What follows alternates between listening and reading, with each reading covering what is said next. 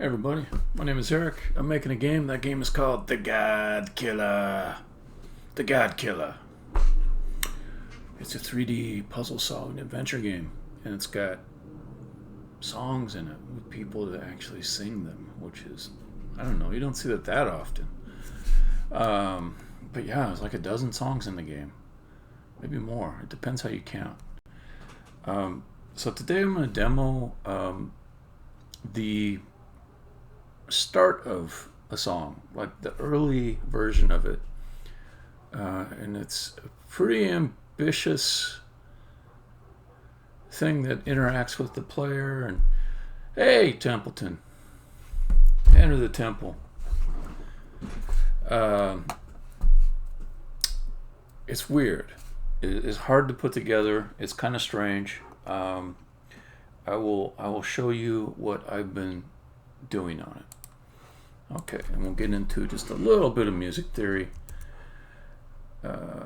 Okay, so there's a level in the game, and this is an overhead view of the level. Let me get it sized right so it fits in the broadcast area. Okay, so this is not the game. It's a screenshot of the game taken from a certain angle so I could plan out the level. I've got it in Photoshop right now. Now there's a number of characters. They're philosophers in this level. They each have a point of view that they want to express.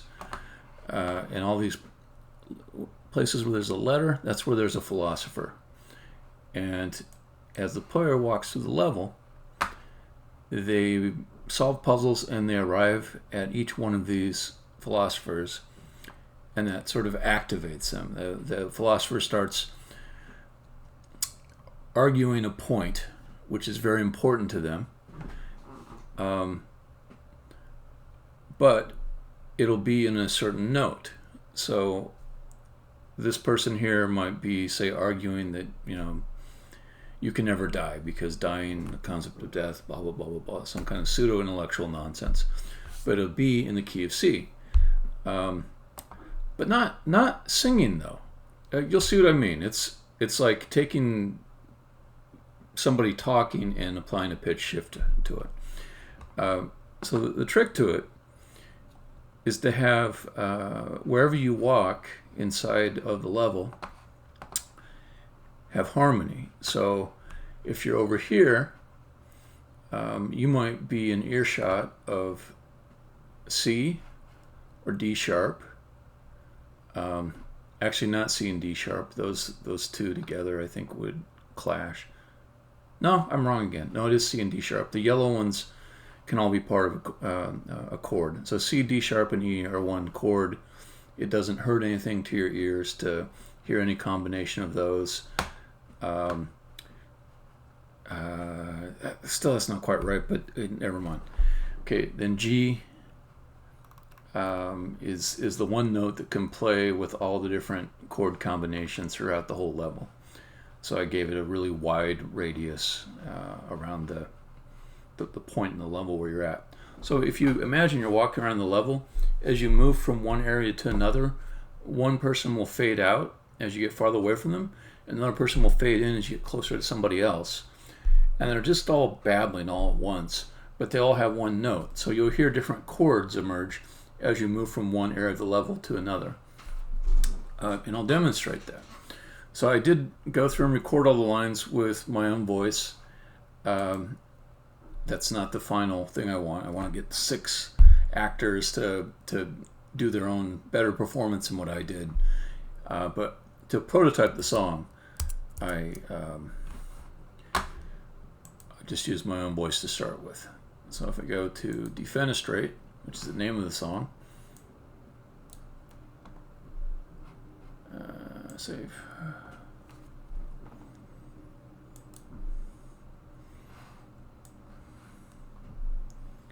Okay, so I have to be careful to only enable the chord combinations that will sound good. So let's start with whatever I've got enabled right now. This is going to be a little bit jarring to begin with.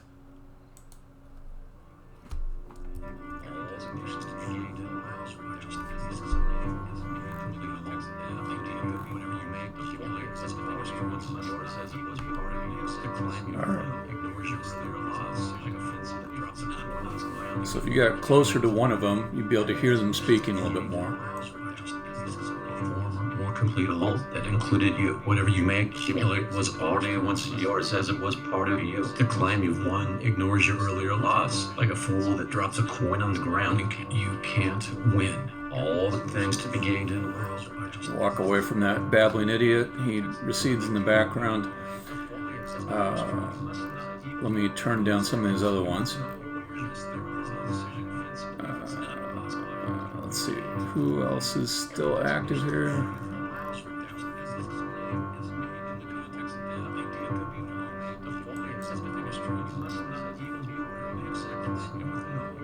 Oh, this one. Alright, so if I mute D, and then I open up on A sharp. You can always leave. It is a fact of inevitability. Building on that, we must say that the place you've left will never exist again. So you may not, you can always die. Death is merely a departure from a location or state of possibility of returning. It is a fine calling. Like asserts, you can always leave. It is a fact of inevitability. Building on. And we could walk over to the other side of the level and hit the chords over there. We got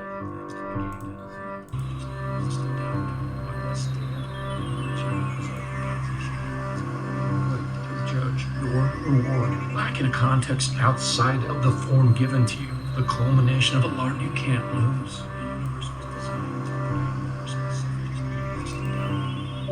So anyways, you get the idea. It's a soundscape, basically. And there'll just be these characters that you visit inside the level, and they're all going to just kind of, almost like a vending machine or something. Suddenly you're getting philosophy out of the vending machine. All right, so... Logic the software or Logic the concept? I suppose I like both. Yeah, Logic is it's a nice piece of software. I really have enjoyed it.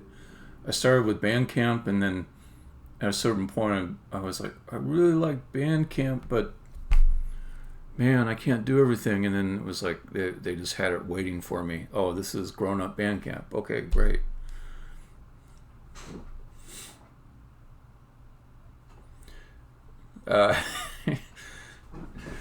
Yeah, thanks, Temple. So I didn't do anything like discordant if they disagree. It was a little bit tough for me to arrange everything so it would kind of work.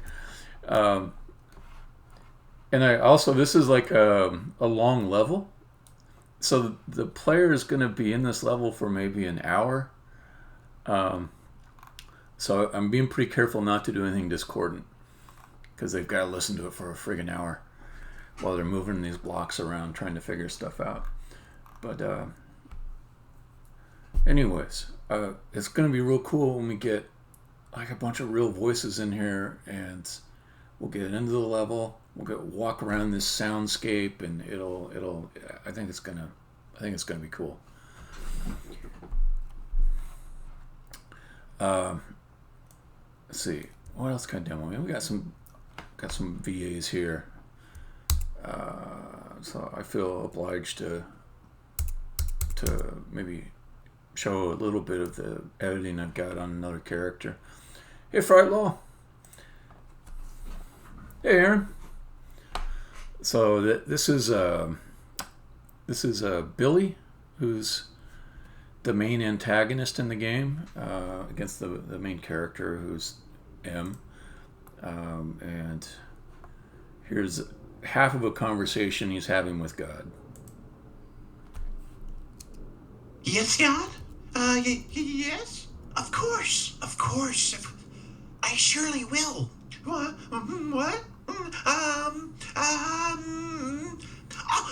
Oh, right. I will teach her. I'll teach her all about blocks.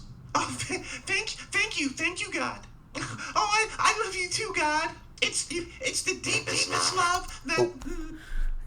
I hear the little. That's coming from my broadcast setup.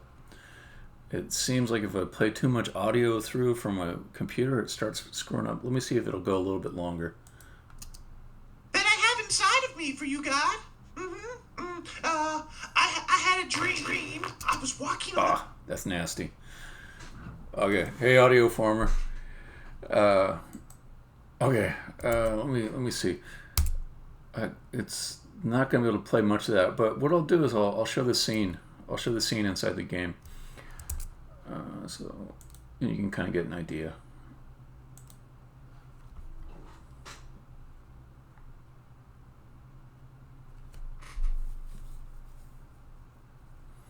But the lines I've got are from a guy I've worked with a lot in the past. His name was Kyle Kreis. And we did some comedy podcasts like maybe 8 years ago.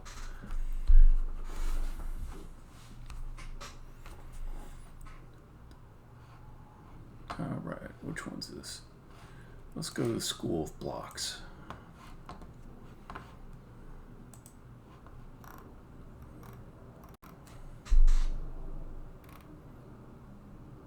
Actually, you know what would be more fun?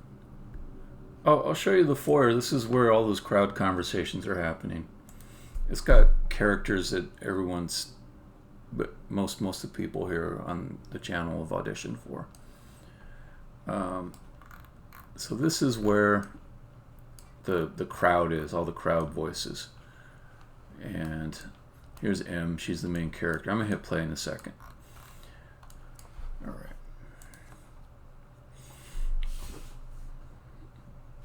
So M, she doesn't know these people. She just arrives on this scene here.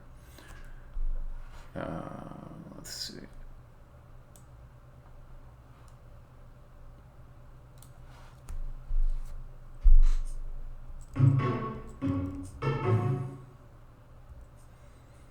Okay. So we're going to have like a general kind of murmur for the whole crowd. Just you won't be able to hear any words in it. It'll just be like a crowd murmur, that kind of sound effect. That'll play on a loop. On top of that, we'll take the lines that people recorded, which are little snippets of conversations, and I'll edit them so they kind of fade in and fade out. And as M walks around, she'll hear different conversations. So M has a goal that she would love it if she could just get past these people and walk up those stairs so she can leave the level. She'll get upset at some point. I'll come back to that though. There's a little secret room down here. We can hear another one of the characters or see the scene that the character speaks in. Okay, so this is the Queen of Forks.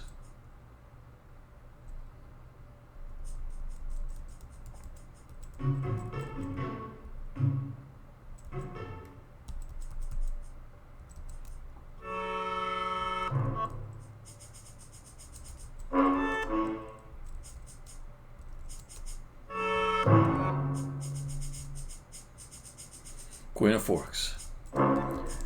She tends to pop up wherever there's a major decision to be made.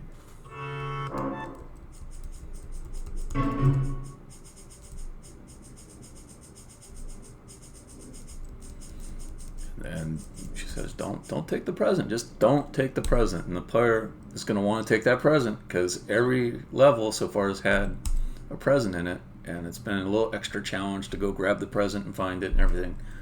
But here, just don't take it. That's what the Queen says. The fun thing is, like, playtesters, they agonize over this. They say, well, I'm not supposed to take it, but I really want to take it. So most of them have just taken it.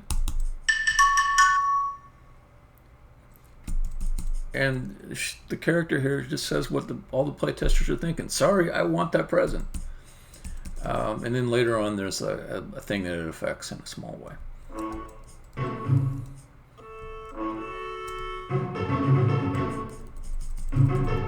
come back out here. There's the crowd's out here. Okay, so M, she wants to get through this crowd.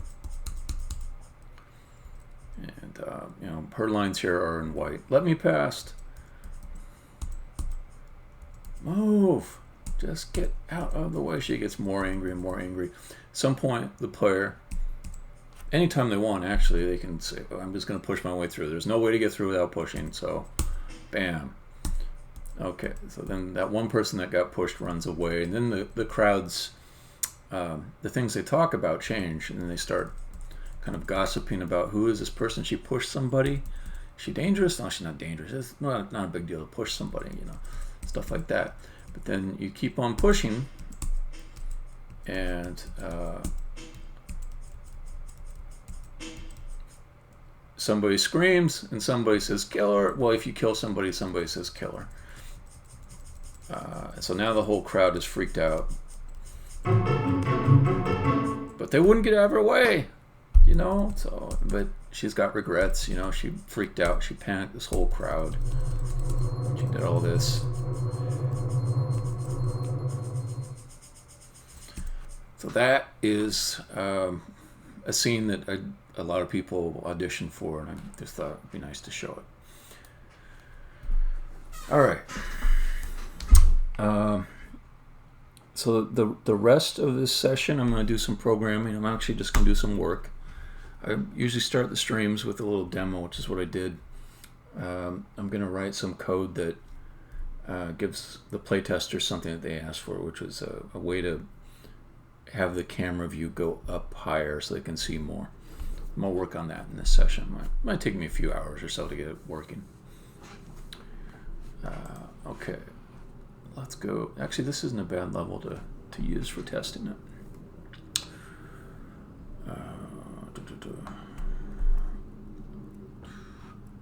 So I think I'll start by getting some kind of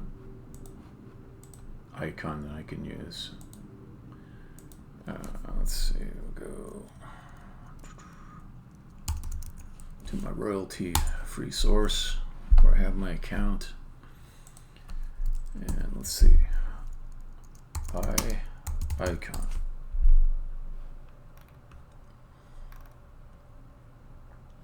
You bet. Thanks for the lovely audition.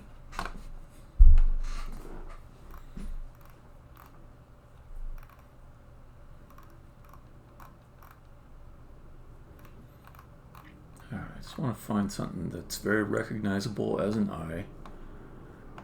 It's not tied to any kind of mythology or Egyptian. Doesn't have any extra effects added to it like shadows. Worst case, I'll just trace one out. But I should be able to find it.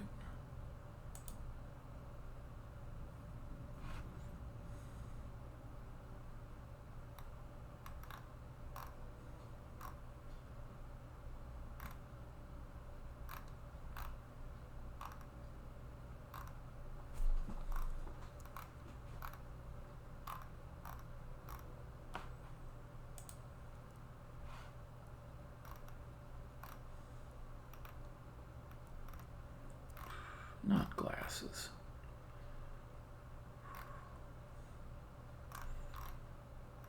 Well, I'm getting to the point where I might just trace it.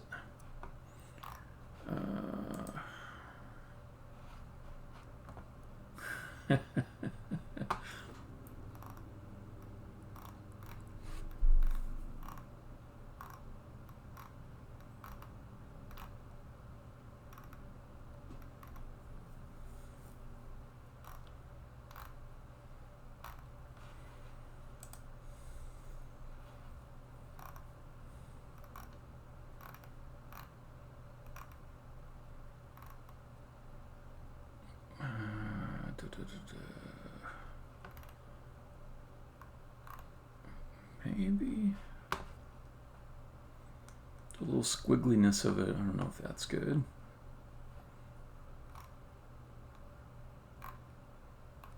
Maybe let's just consider this as something that could be good for tracing.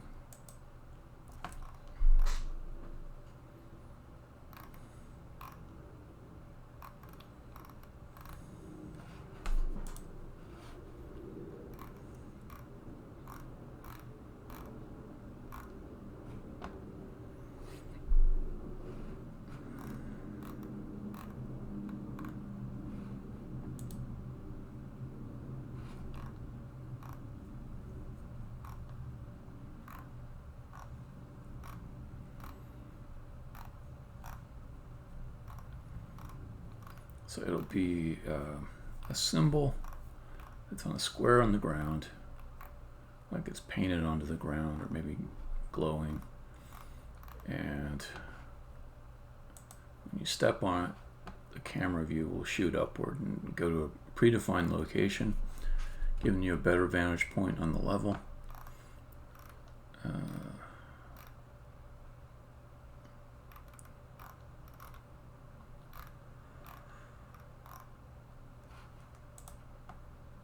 Oh, it was actually a good one. Hold on. That I could. Well, it's at an angle. I think I'm trying too hard to find the exact right one. What I should probably do is just trace. In fact, let me grab this one to trace. I'm not going to worry about downloading it. I'll just use the copy image on it. I want to stress that I do have an account here. I could download a fully licensed copy, but just for the sake of time, I'm just going to snatch up the watermarked image and trace over the top of it. Okay.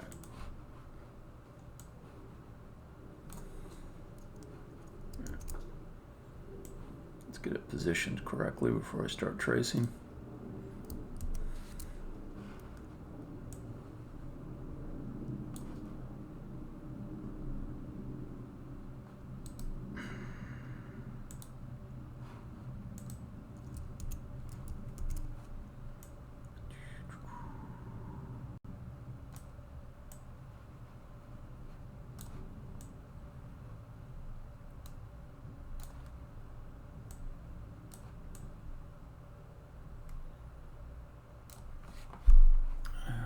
Maybe I'll invert it. No, I don't want to invert it, because what I'll do, let's see, did I get this right? Is just do a black outline over the top of it. Okay.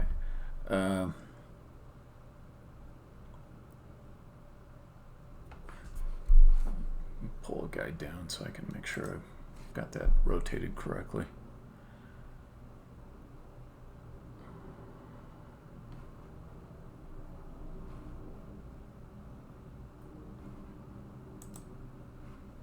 Horizontal. There we go.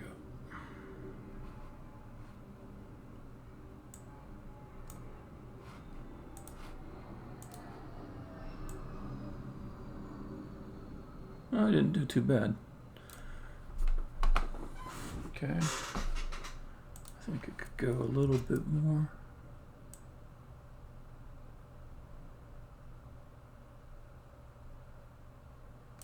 Okay.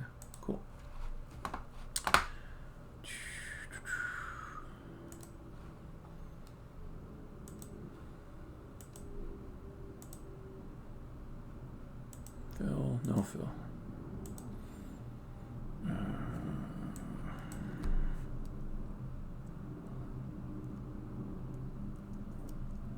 Let's try 30.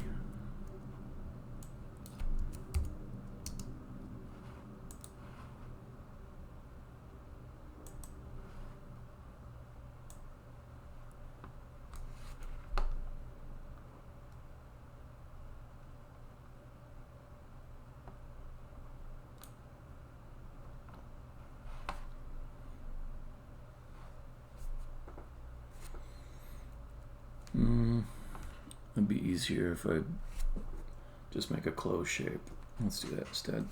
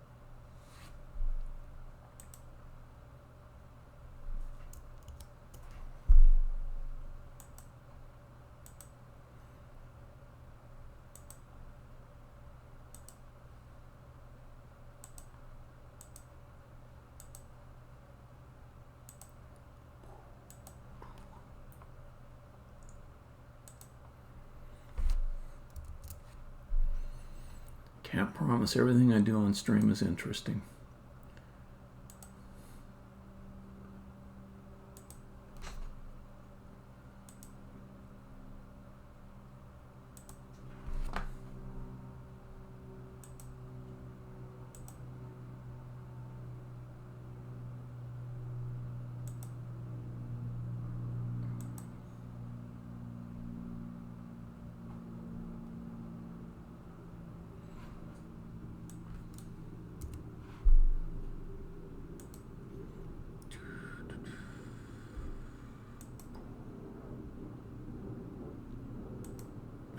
Warm.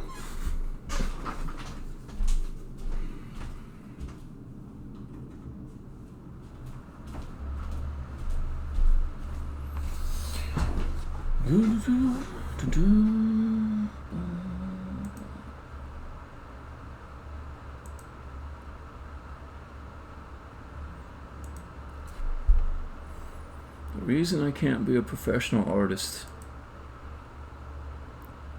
is I get really bored with this kind of stuff.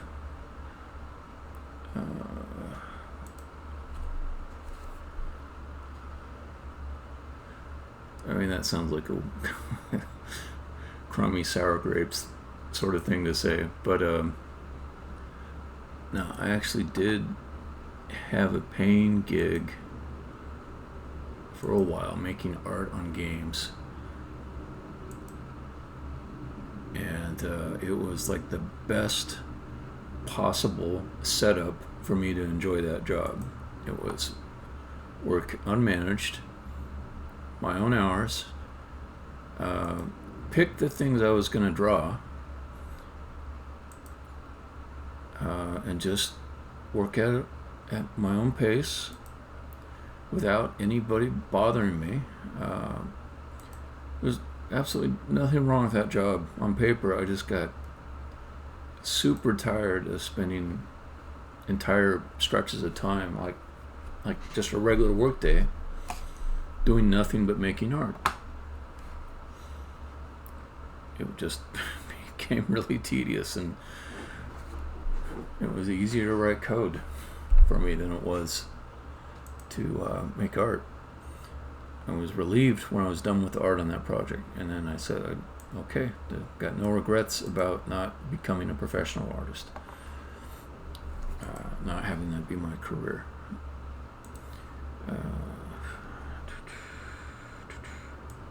Okay, a nice thing is that I'm making this really large, so I don't need to get it perfect. When it shrinks down, it should fix most of these little bumps and things. Let's duplicate this, flip it around. Maybe I'll clean it up a tiny bit. It does look a little bit janky. Like, I'm not 100% sure it'll look good when I shrink it down. So I'm having second thoughts about that. Now if I can remember what all these little... There's certain key commands you use to get at the points. I'm trying to remember what they are. Let's select you. Let's put the fill back to 50 so I can see what I'm doing more easily. Oh, that's the copy. I'll delete that. Okay. 50, bam. Okay. Get this. Never liked this tool in Photoshop. It seemed to never quite do the most useful things. We would always do something else. Okay, so how do I just get this thing selected again so that I can work on its points? Okay. Got that.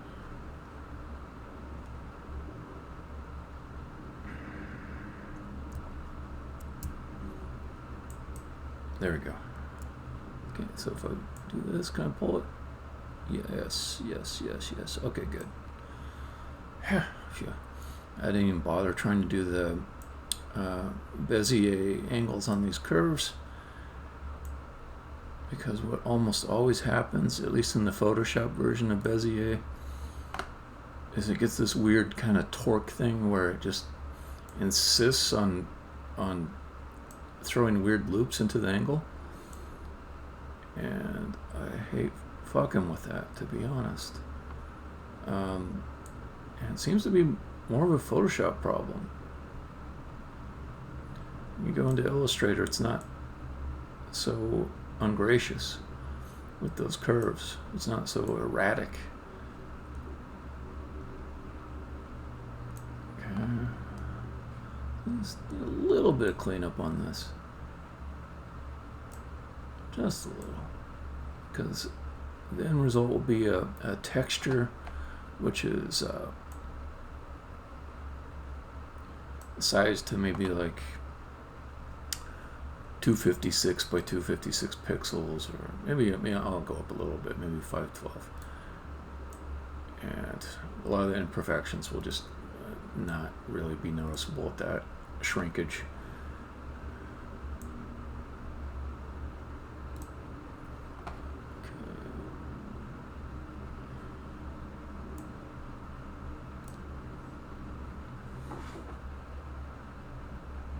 Okay. I think I can live with that. Now let's duplicate this.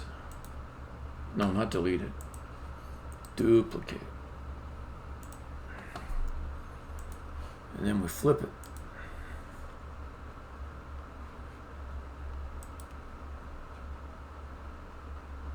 Why didn't you flip? Right, let's bring you down. Transform. Flip vertical. Okay. Cool.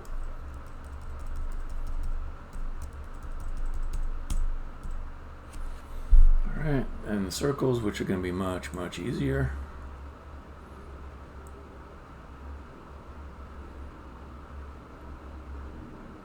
Oh, good eye, Ninja. Thank you, sir. You just saved me 20 minutes of fucking around. Okay. I swear that saved me 20 minutes right there, just that little comment. Because you know what I would have done? I would have probably exported to texture, and then like that little thing would have bothered me, and I was, oh, why is it like that? I might have even gotten grumpy and just left it in the game with some little weird dip in the eye. I'd be like, yeah, good enough. Your positive influence is going to carry the day.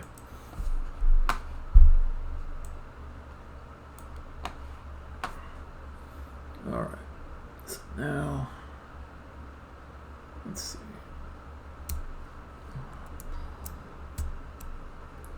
Oh, you won't go in the center. Okay, that's fine. I'll just move you in a second. Okay.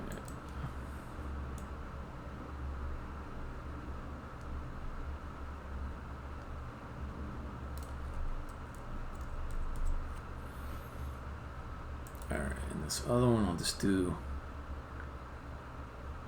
let's see, let's do the outside.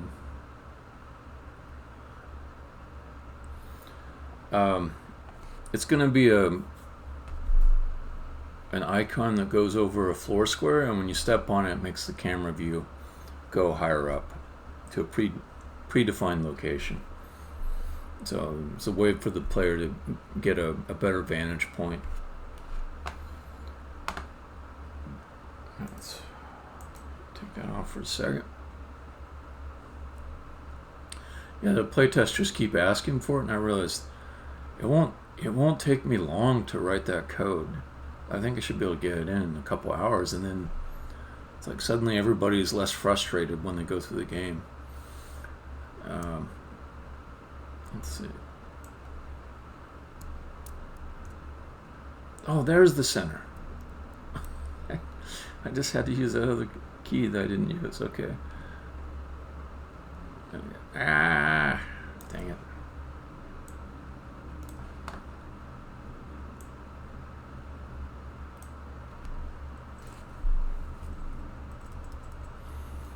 Yeah, exactly. It's like, but my whole design intent from the beginning was, no, we're not going to let the player mess with the camera because I'll lose control of the mystery of the level, and it'll give them like one extra kind of. Sometimes to have more freedom to do things actually creates more of an obligation for you to fiddle with them, and it ends up being less freedom. It's like the freedom of having too many choices. And this might even be an old guy thing, because I know that, like a lot of video games, if I play, like, say, Call of Duty, for example, it just feels like there's way too much shit for me to fiddle with. I get overwhelmed. Whereas if I play like one of the old classics like Doom or Quake, it feels about right. So I don't personally like having a lot of fiddly things, and so I figure I'll design the game that way. Alright, so then let's take the middle part out of this. I can do that if I convert it to pixels.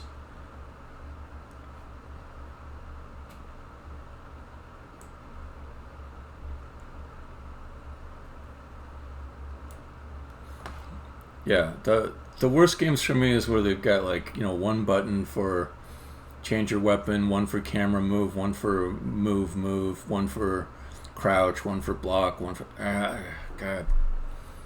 It's too much. Then there's like, oh, we got to use every single button on the controller. I cannot enjoy those things. And the first level of the game is this giant tutorial where they tell you about all the different things you can do, and yeah, it's not my kind of thing.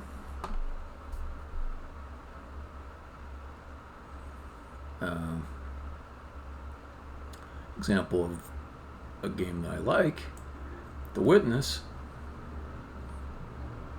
I think it's just movement and maybe one action button. I don't even know if there's an action button. I can't remember now. No, I think there is. There's an action button. Action button and escape button. A for action, B to get out of it.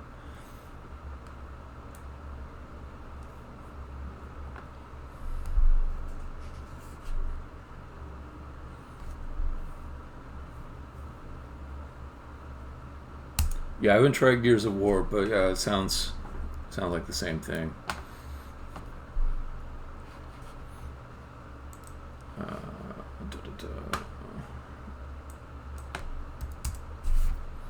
Yeah, Photoshop. Alright. So I think this is probably going to be good. Let me turn off this other tracing background thing so I can see what's going on. Changing my regular background to, I don't know, any other color besides black. Okay, and just delete this.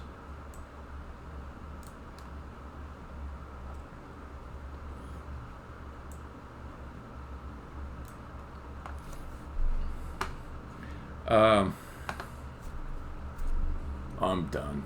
I'm done with it.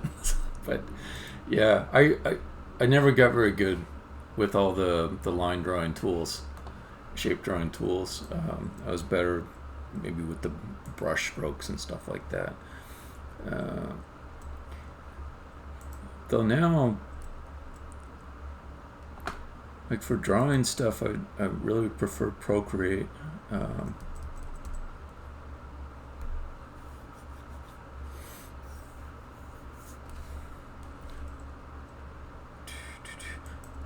Yeah. That's the thing about Photoshop too, is there is probably a smarter way to do every single thing I set out to do. It's like such a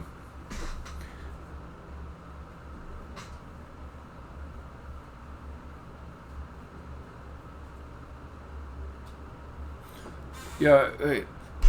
So with curves, here's the thing with those. So you do Beziers.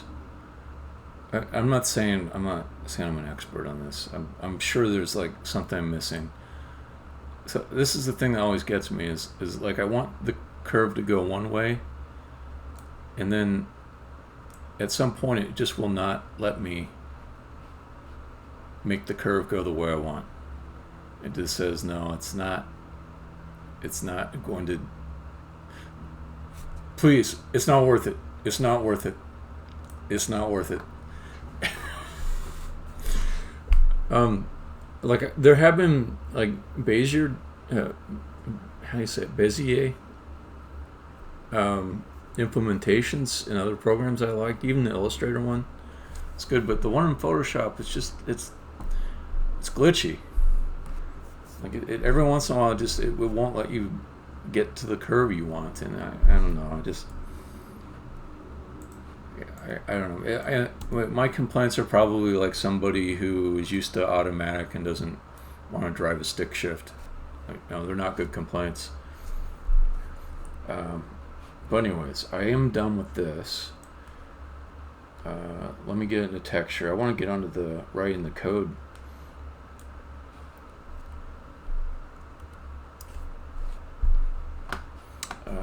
So let's get this into a square format so we can use it for the texture.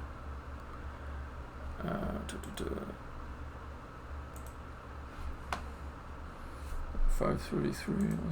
Will it fit inside of 533? Let's see if it does. Nope. All right. Canvas size.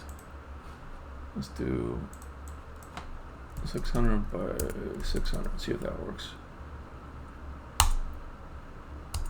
Yeah, that'll work. Okay, let's get this all centered a little bit better.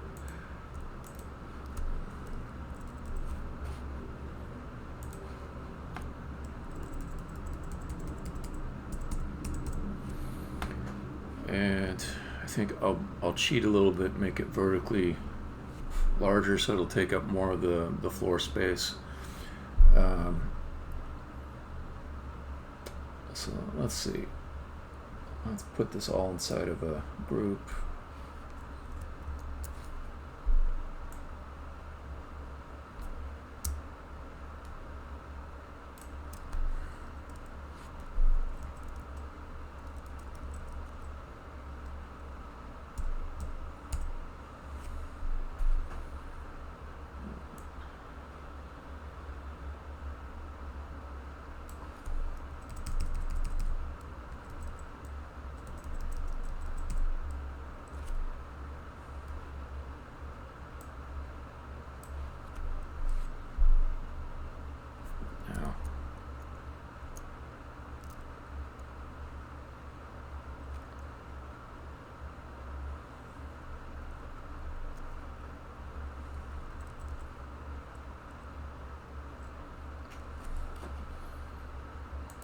The inner eye, I should probably not distort it like I did. So let's go back out like that to make it proper circle.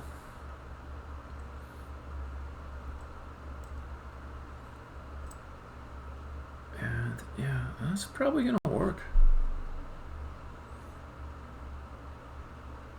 Okay. So let's put this into a PSD in my work assets folder so I can come back to it.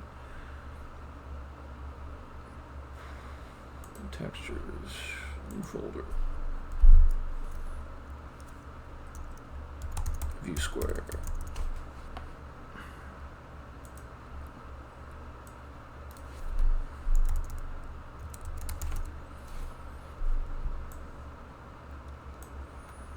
See, Ninja, I'm saving now because I don't want to stress you out.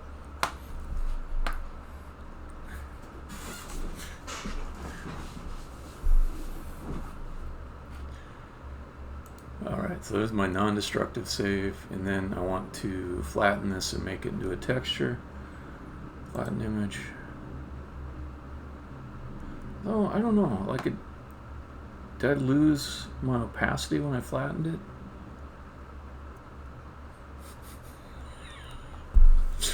Yeah, if you weren't here, it would just all be...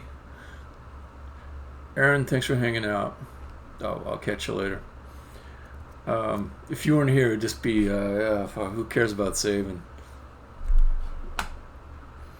Who cares about saving? I don't need to save. All the things I create will be ephemeral.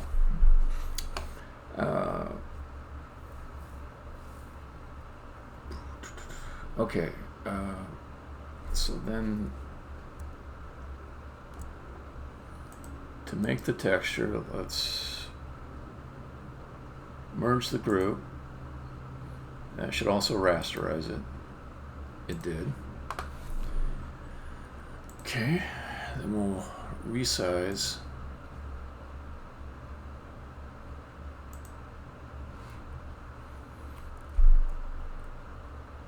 I think a 512 is the right texture size for this.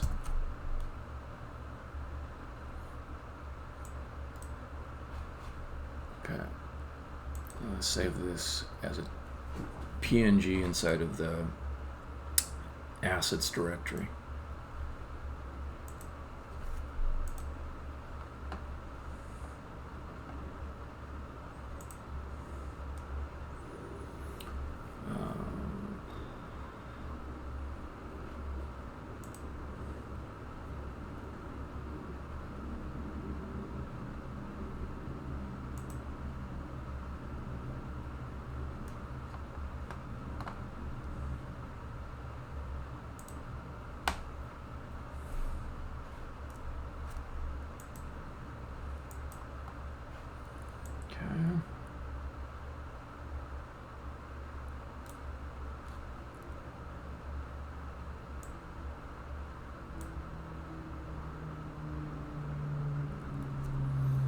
That should do it. Let's come over to Unity. Should close some of this stuff. I got a lot open. Quit Logic. Don't save.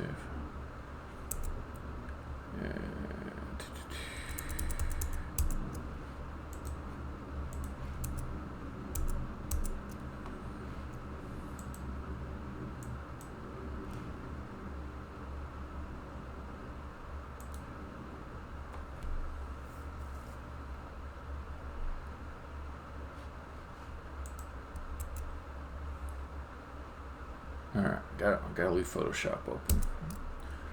Okay, so then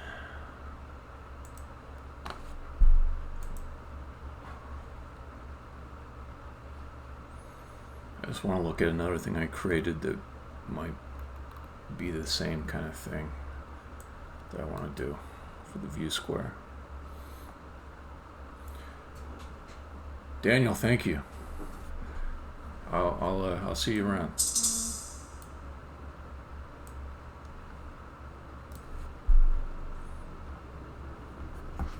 Somebody texting me? Oh.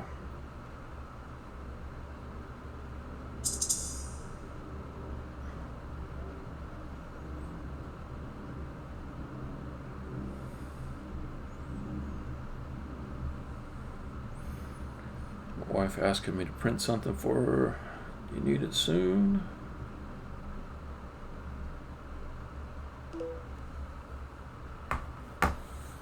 Okay. Forget what I even called that thing.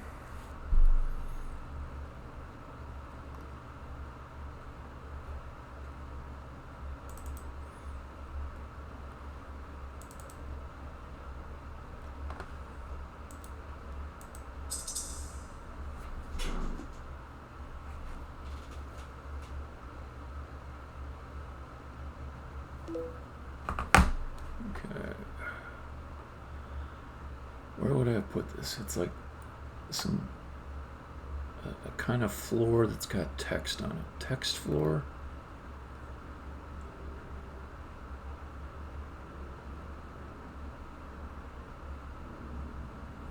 It's a problem when the game gets really big.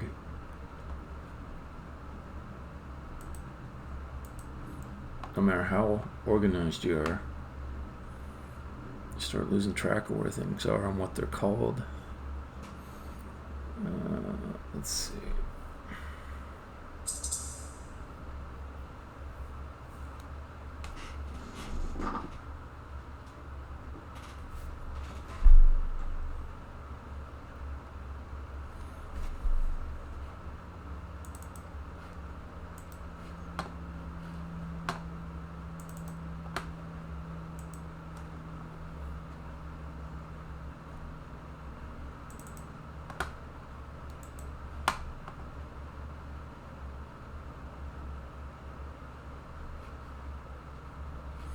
Maybe it's not in here. Maybe it's in Meta.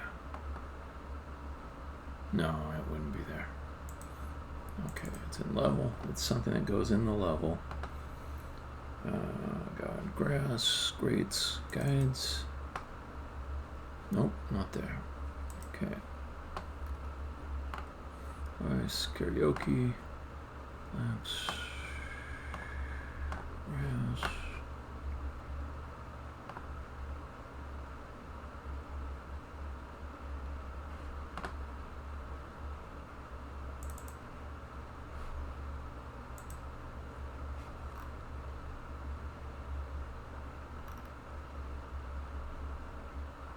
No idea where I put that. I forget what it was called too. Let me try just looking for it. Okay, floor text. Okay, that is what I called it. Good. Okay, it was under specific. Got it. Okay. Let's just drag it out. I just want to see if it makes sense to reuse the same texture and shader and all that.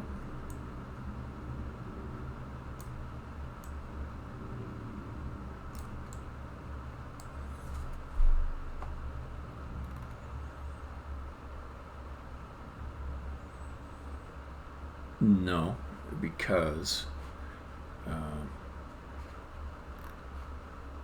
it's not like iconography. It's text that's generated from Text Mesh Pro. So okay, cool. That was not useful, but okay. So then let's go over to materials.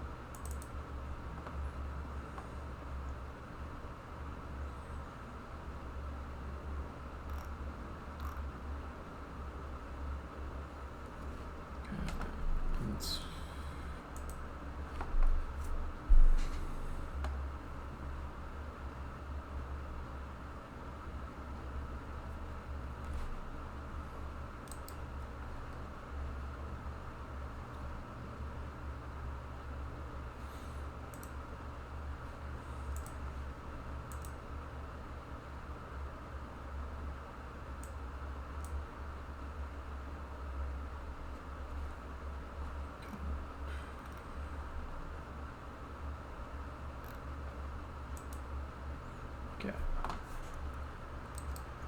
And create a material for that.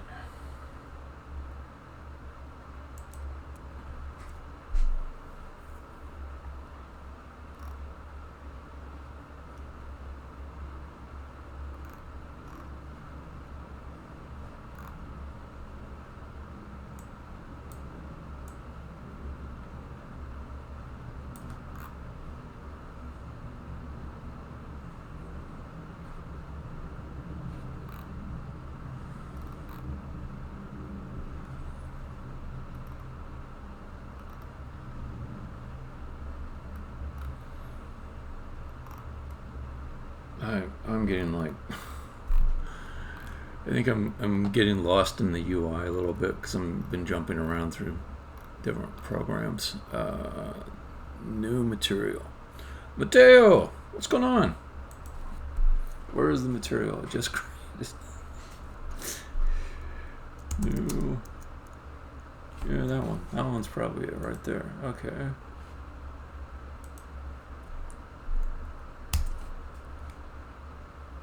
There it is. It was sitting in front of me the whole time. Okay, rename. View. What was that one called?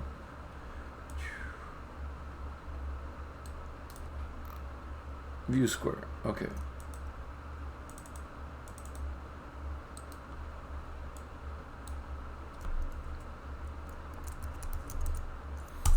It's going good. Things are right now they're pretty busy around recording voice actors. So the story, I finished that off like maybe 3 weeks ago, and have all the final lines for characters done, and really well. It was maybe the first piece of unexpected good luck in dealing with other people as a community and saying, hey, you want to do something with me? Like everything else has been a little bit like either you get a response from a call exactly what you expected or worse. But the voice actors just surprised me with the level of response we got. Just a lot of people came onto the Discord server and put auditions in for 10 parts right now, and we'll do like 30 or so more parts over the next 3 weeks. But yeah, it was like 100 people or something came in onto the server from the voice acting call.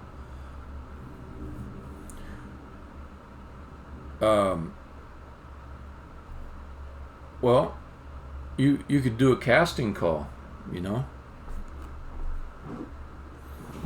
I think Discord's a good way to do it now. I think it's a good place to find people on Discord. Would not have been true a couple of years ago, probably.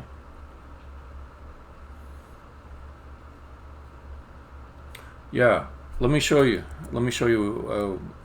Matteo, just like what I did, and then maybe you'll want to do something similar. So on Discord, this is my server here, C-Space Labs. By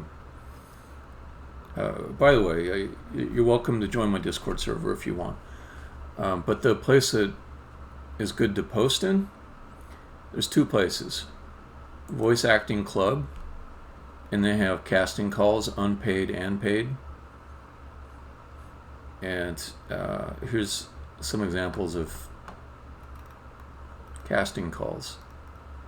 You know, they show a little art with their game. Like you could show a screenshot of your game or something. Oh, yeah, it might not be a game you're talking about. You might be talking about that 3D real estate thing. I'm not sure. And then they say what they need for the part, what it pays when the deadline is.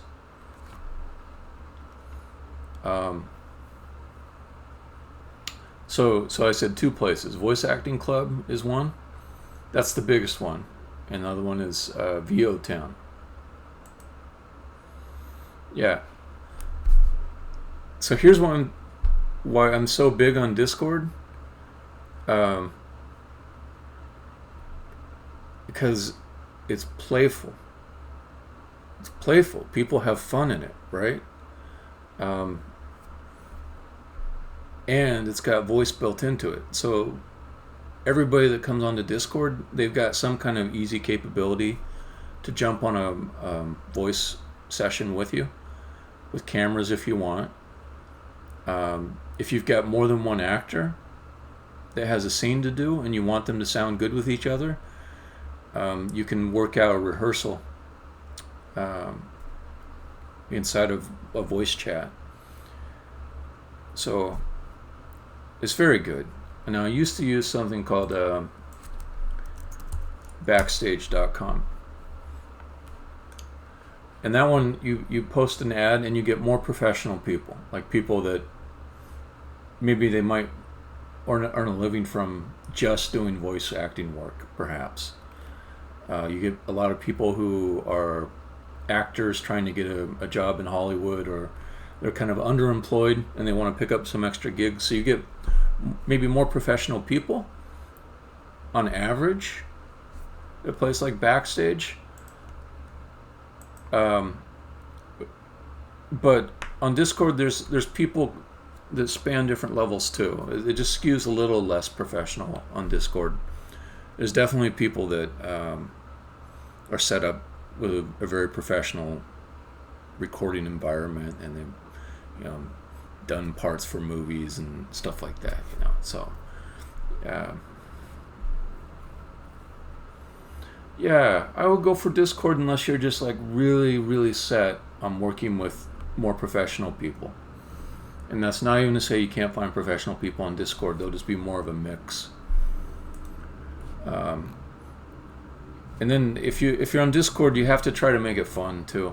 That's the thing. Like if you were just all business, that's appropriate for Backstage to have that tone. You say, I have a production. Let's see, which server? This one somebody told me about, Voice Acting Club. And then this one I found by just searching. I went to the search feature inside of Discord and I put voiceover. I found a few things.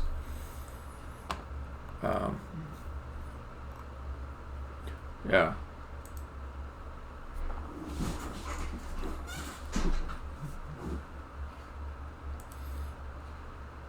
So VO Town and Voice Acting Club. Those are the two good ones. There might be more. I don't know. I'm still not a real expert on it. I just lucked into a pretty great response to my casting call. Okay, let's see.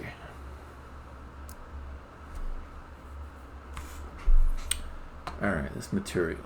We want to set the albedo to be the view square. Okay. And it will be transparent. Okay. Then let's drop a block down and put a texture on top of it.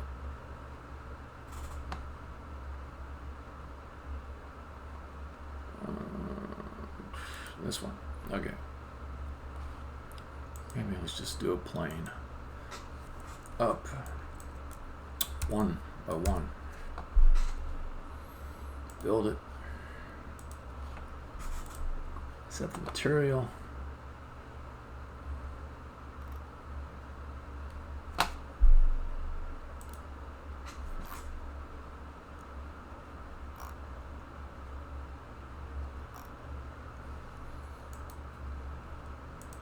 There we go.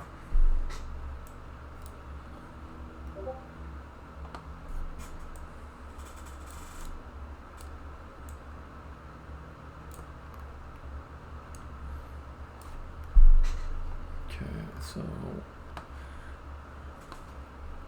yeah, I'll get some shader magic going, maybe a little bit of bloom or something. We'll get it there.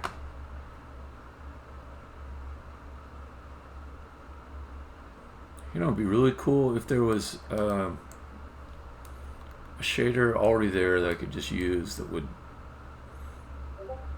kind of extrude upwards. I'm just gonna get it in today. I'll do some kind of aesthetics that are nice and then worry about adding a cool effect to it a little bit later. Okay, so let's create a container object for it.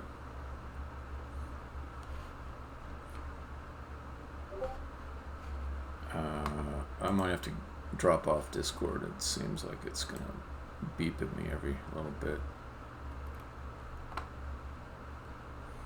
Oh, there we go.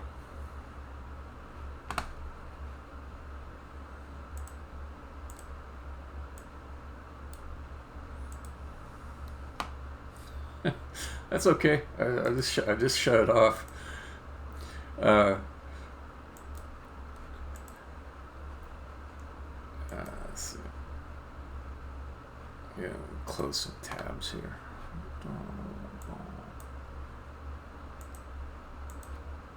Including my personal email. I should close that. All right, there we go. All right. What was I doing? Oh, I was turning off the sounds. Okay, let's create a game object to contain this, and let's get it. I don't know here, just so I know where it is. Let's copy the values from there.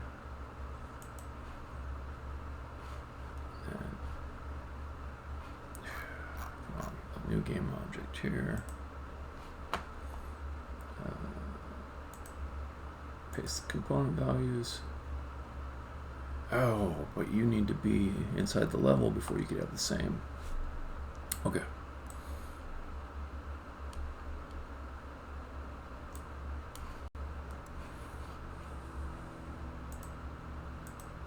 There we go. All right, then just move it over by 1.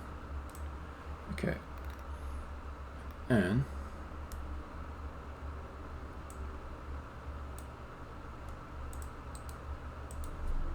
call this view square.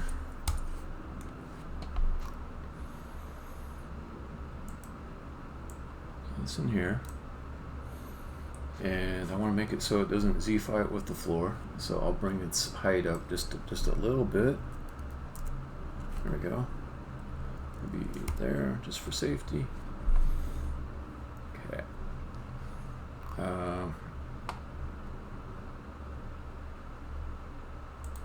Call this one icon.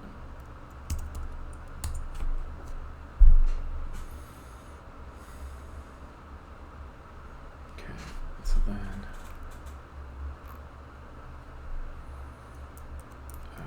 let's play with the material, get it to do something more interesting.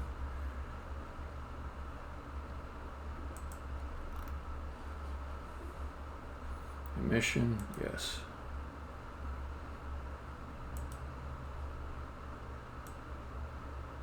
Oh, okay. I think I need to set this to cutout. Yeah, okay. Emission.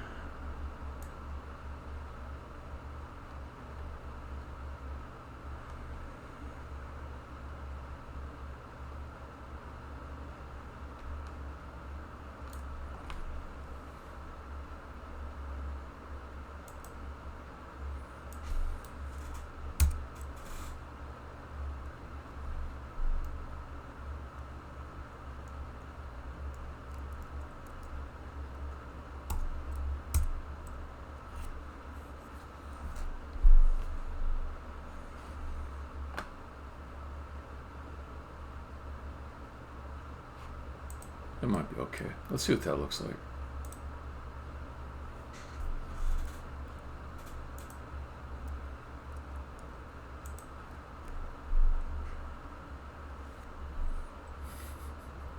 Oh, I know. They're really built up. Like every little idea that somebody had, they made a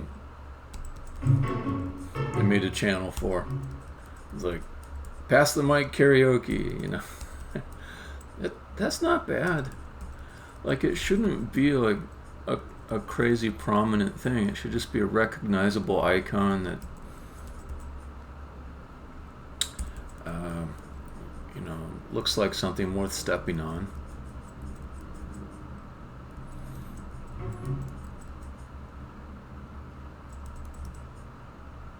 Okay, so the next thing would be like you step on it, and then it should just pop the camera way up to some predefined point.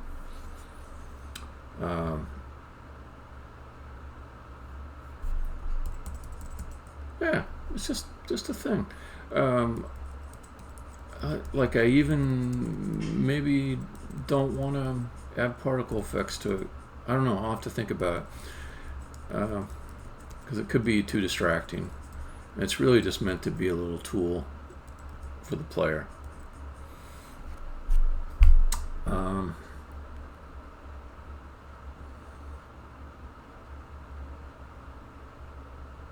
Okay.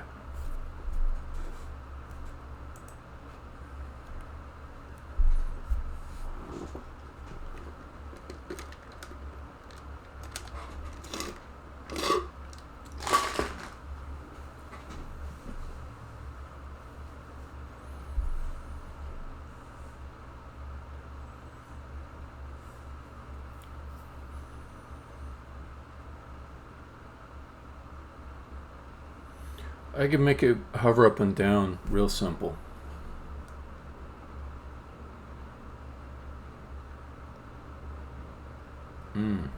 Nice. Yeah, I think I did that with the floor text. That worked pretty well.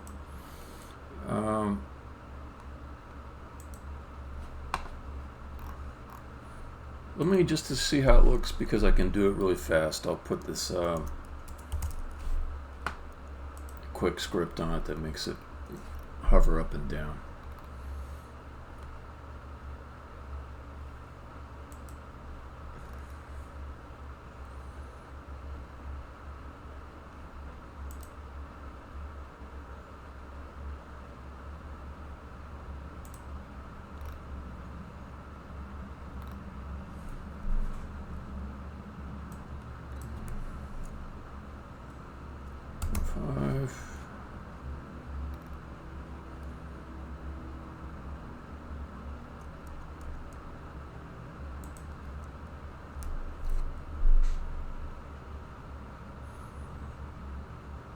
Probably I need to pull it up off the floor if I'm going to have it. No, I guess... yeah, okay. Yeah, it's just going under the floor there. Okay, I can fix that.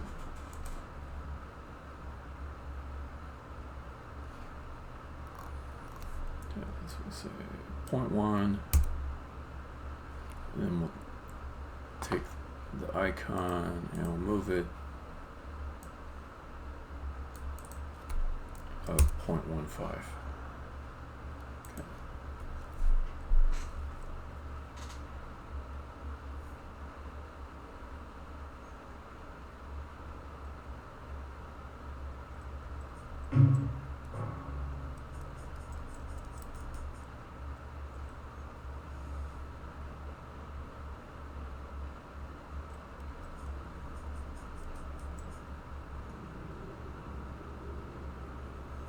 Wow, that's pretty subtle.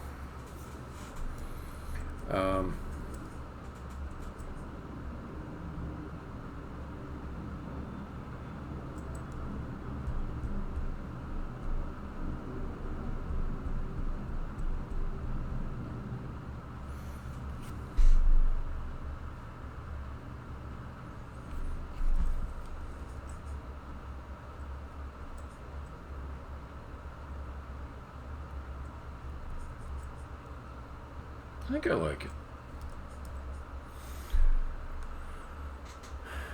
it. It fits with some of the other iconography I've got too. There's a death thing, like it when you go over spikes and stuff like that. Okay. All right. Let me hook it up so it actually. So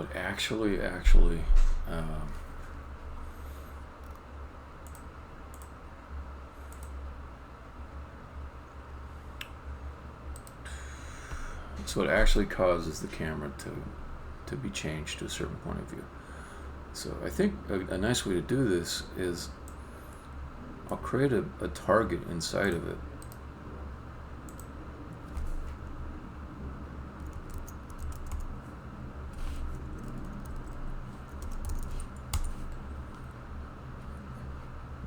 And I suppose if I'm going to prefab this, I could have it default someplace like maybe up here or something like that. But in general, what I could do if I'm designing is I drag the prefab out here and then I just move my camera to wherever I want the viewpoint to be, and while I've got this clicked on, I say game object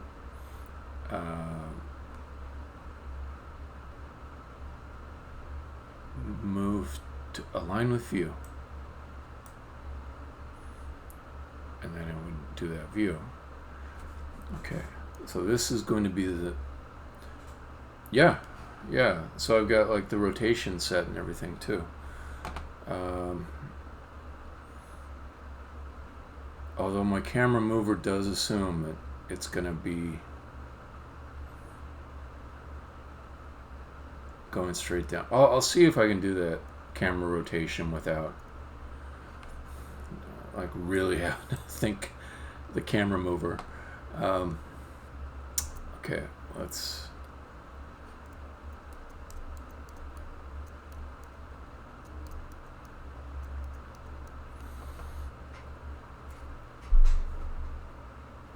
put that there. I think this is ready to prefab.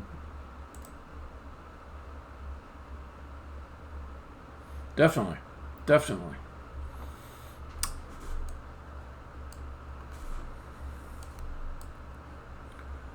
Okay, now I gotta do a little pocket design.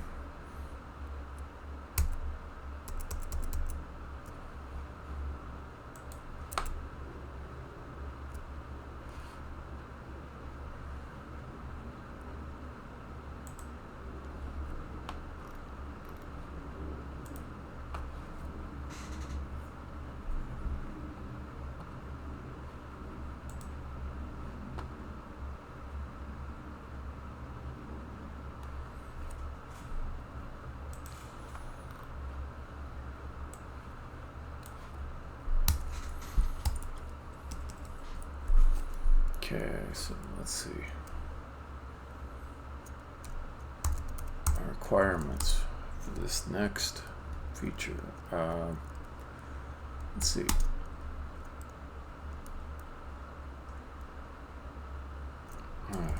Player steps on view square and causes camera to show from target location, smooth transition of camera with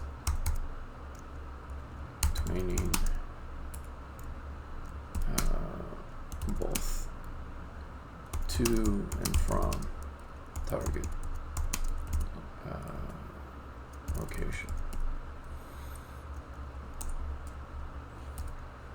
Nice to have.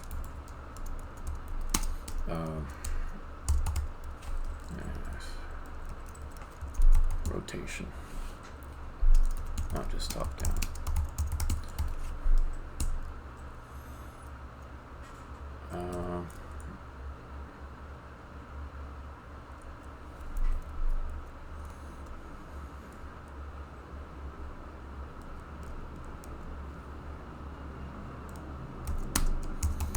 Does not affect gameplay.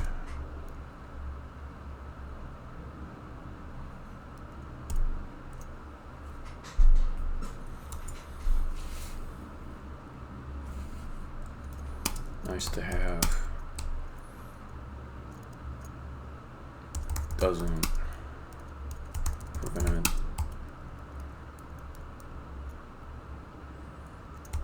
placement of other objects on square. Oh, that one's not very important. Could use O square. That's one of my layers. I got two layers that I store the game objects on.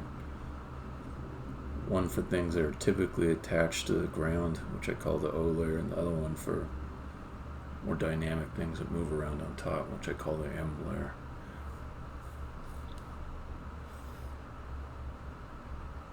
Okay, so I think I got that part nailed down.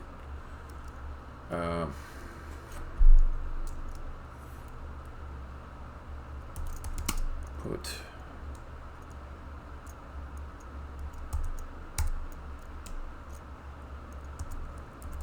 view square piece in O layer That's probably going to be the easiest way to do it.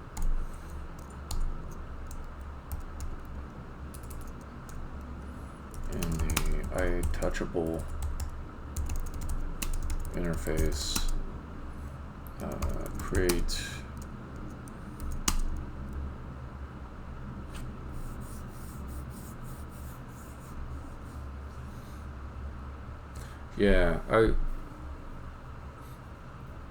in this first solution that I'm writing out, I won't be able to put things like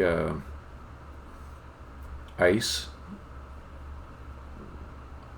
or spikes on top of it, but it would probably be bad level design to do that anyways, because the view would obscure it. But I will be able to have like things that are on the M layer, which is the mobile layer, walk over it. And that's probably the important thing to capture. Okay. iTouchable interface. Create an effect.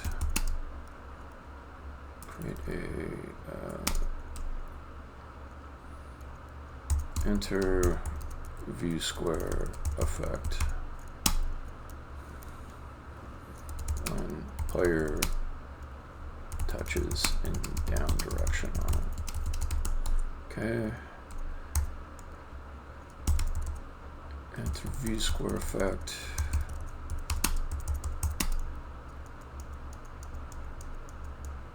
Sets. Let's see. Enables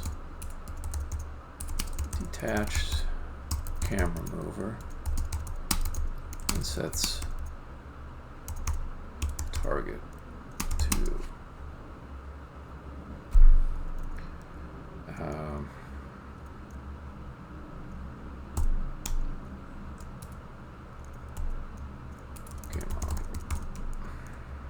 target. What is it? What do they call it? View target.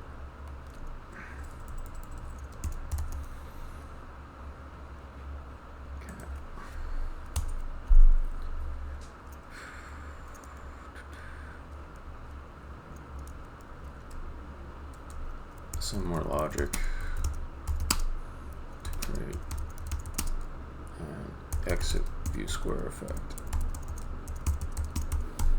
Okay, most of that I think is settled, except I'm not sure about this detached camera mover. I gotta look at that code and see what that already does, because I want to reuse it if I can, instead of writing something new.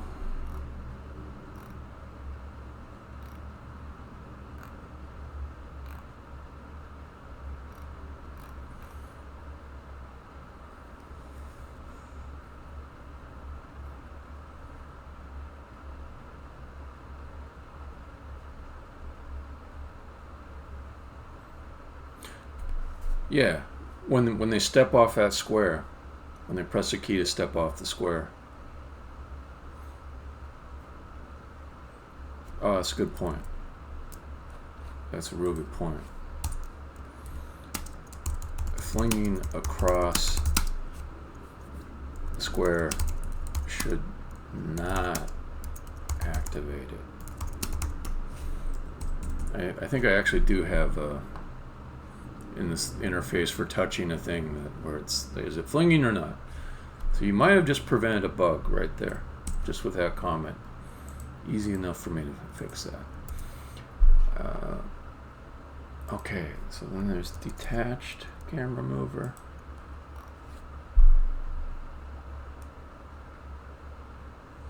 What is the interface on detached camera mover?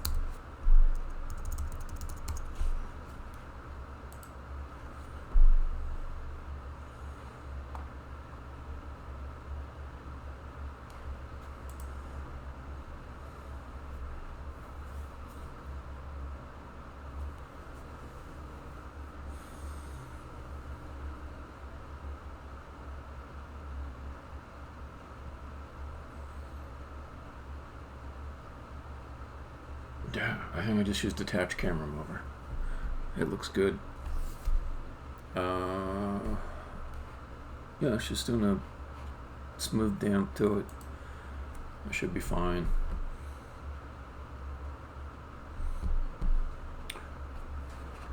Oh yeah, I gotta take a little bio break, and I will be back maybe 15 minutes, something like that. I'll grab a quick little lunch. Da-da-da-da. And see you in a bit, if you're still around.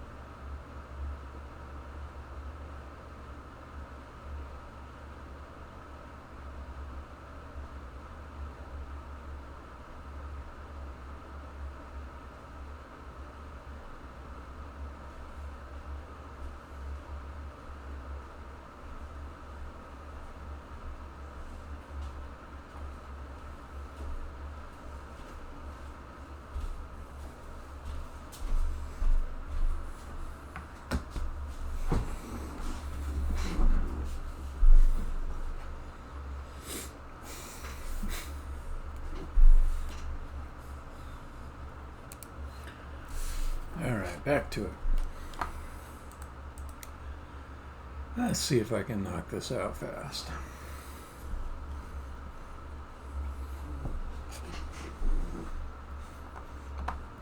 Because I've written most of the code for it already.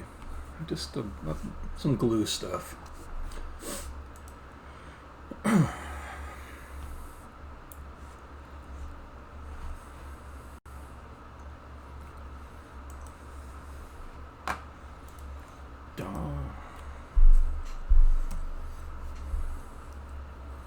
Alright, now I just to do my due diligence. Is there another solution I want to use here? Let me just brainstorm just a little bit. Sometimes I surprise myself, and the second or third idea is obviously the better one. So if I didn't use the O layer,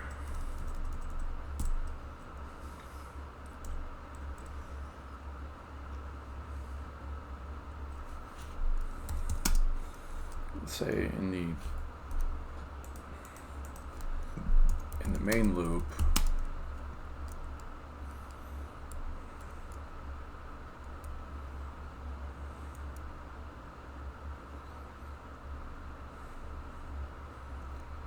after player arrives, no, after command issued and board updated. Board is the logical data structure of the game.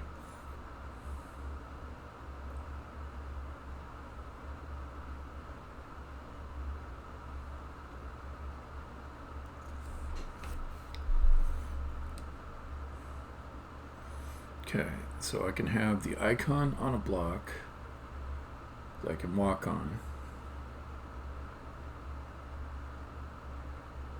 Or about against a wall to interact with, like when you push a brick.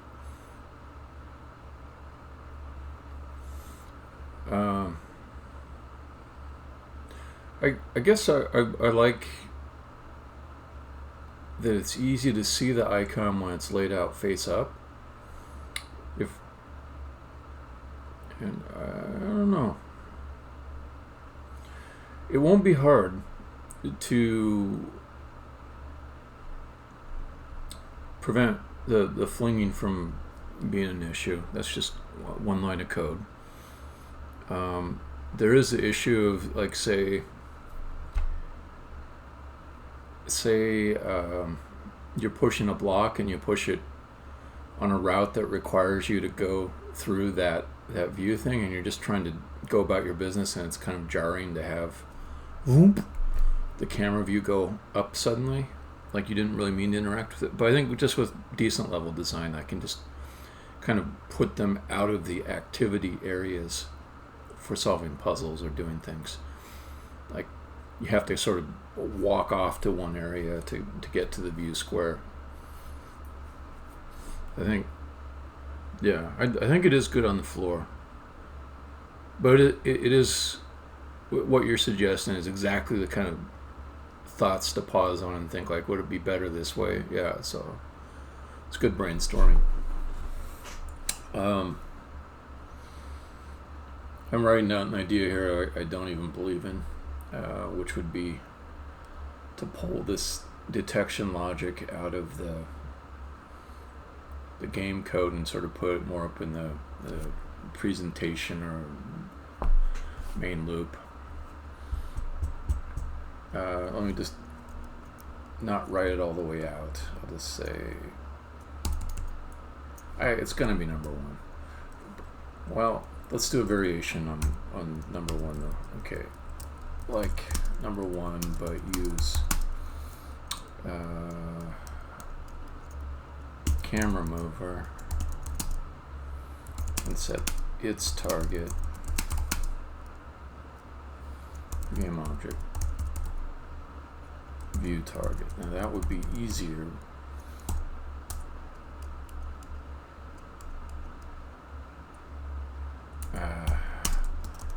Breaks if view target is outside game square bounds. Okay. These are cons. extra manipulations performed on camera for tilt angle will look weird. Okay, so that's discarded. Okay, it's gonna be this one. It's gonna be this one.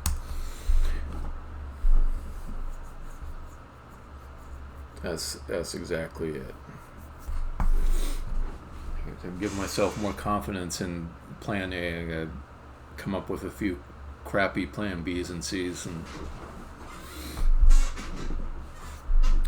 every once in a while that plan B or C is the better one.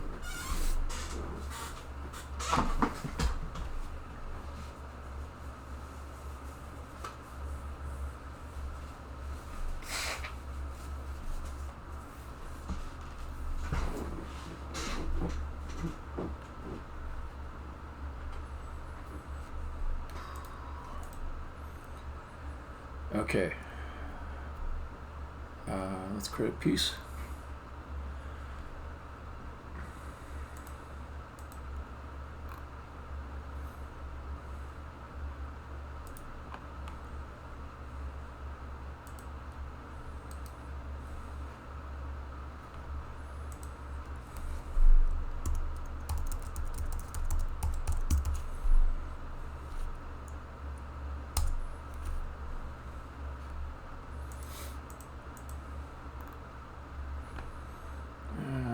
Let me see. Let's find another simple one to pattern it after. Oh, not that one. This one's simple. Let's do that.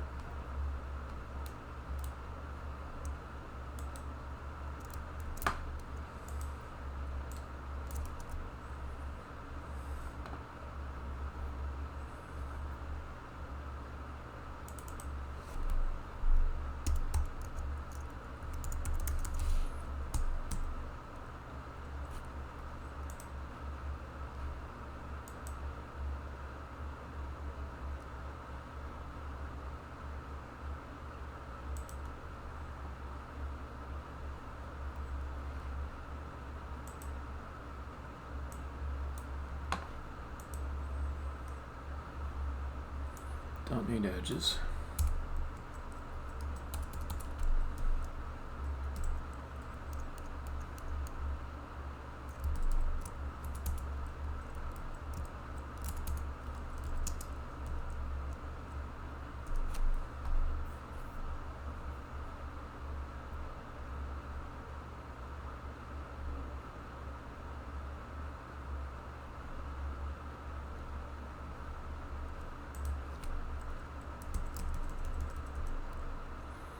Don't need to override.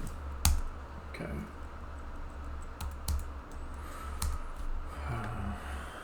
This becomes that. Okay, that's a pretty easy one.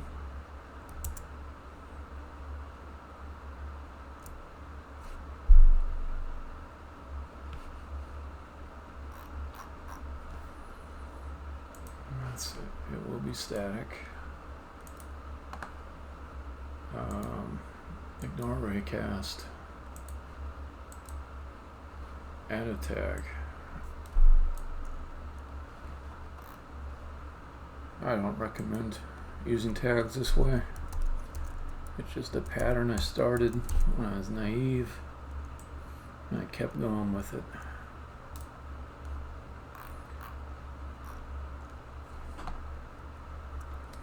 What makes more sense is to create like some kind of registry object and have each game object say, here I am, as it gets instanced in the scene, and then you just look them up that way. Okay, view square, and then okay, go back to the view square.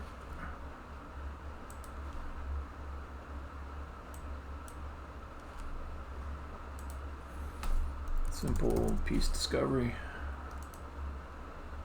And the class name will be view square piece. Okay. And you are ready to prefab.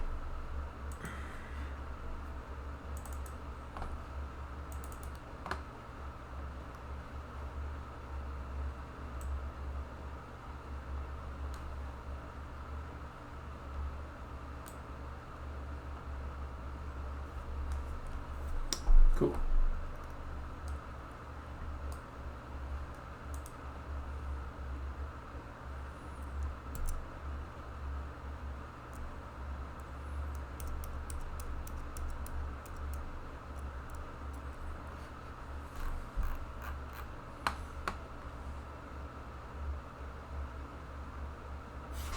Yeah. Okay, board loader. I have to put this tag in there so it gets found. Okay, so TUV view square piece tag.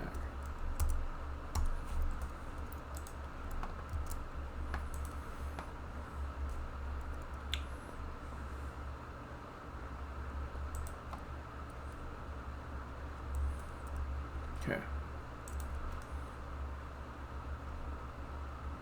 Got that.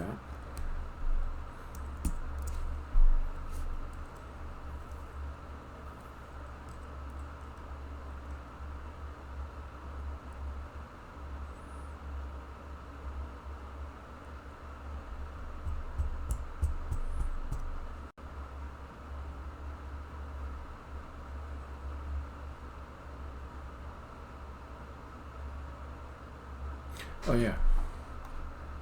Also, it needs iTouchable.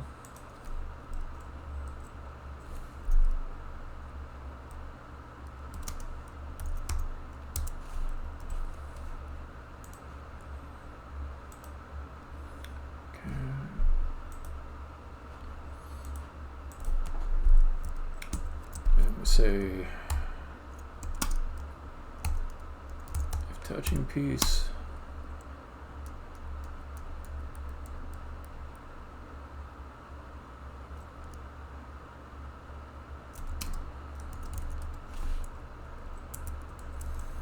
if it's something besides the player touching it or the player is flinging,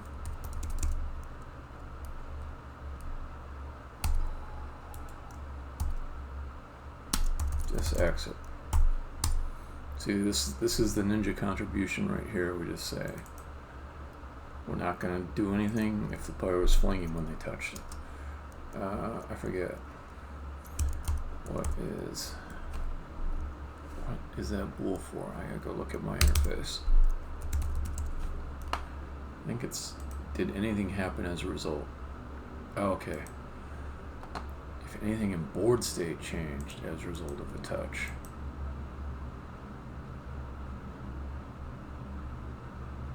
No.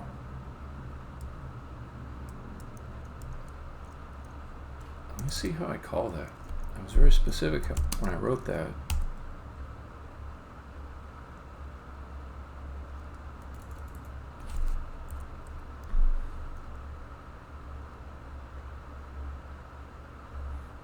Okay, I'll come back to that. Touch. See how I'm actually calling touch.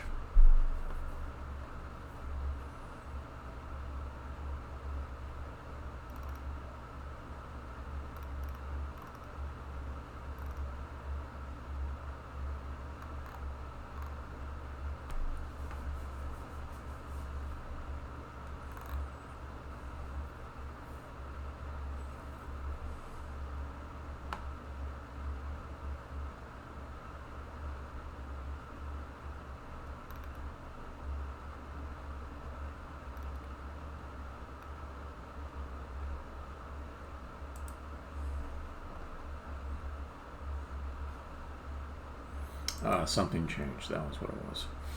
Okay. Touch and some change resulted. Okay. So this is the only place that makes use of that. And then let me see. Touch pieces at.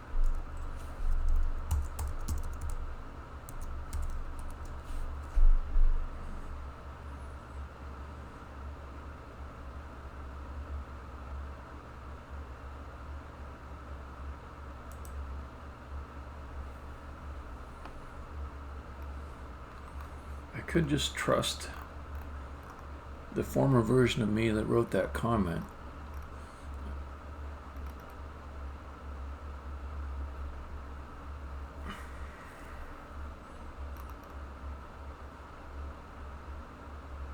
I kind of want to know what that version of me was thinking when he wrote it.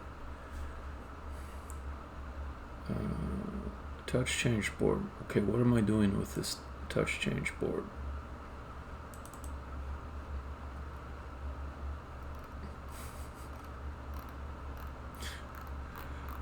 It's like I can hear that guy saying, I was very specific when I wrote that. I wrote that very carefully. I was explicit. Just follow my instructions, you should be good. That's what that guy's saying to me. And the new version of me is like, no, you fuck up all the time. You fuck up all the time, so don't give me that. Touch change board.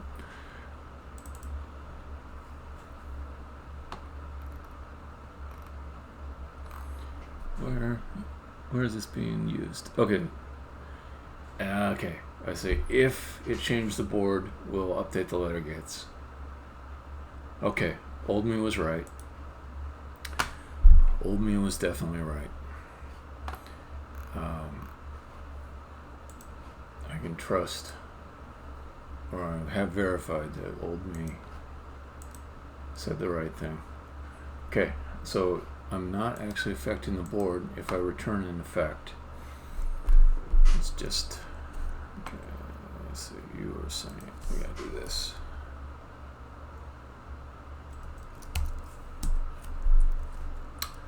Okay, so we say return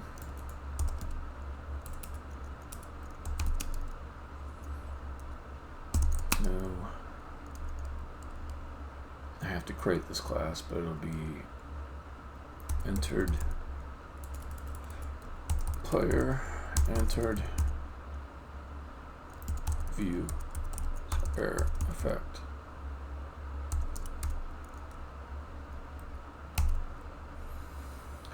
We'll pass in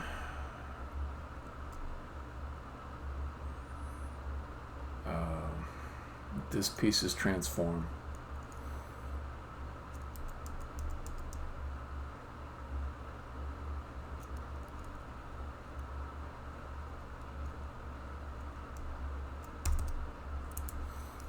And the touching piece, which is the player.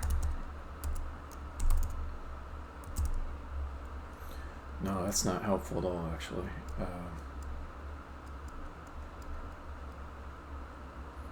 It's not the player piece that I need. I need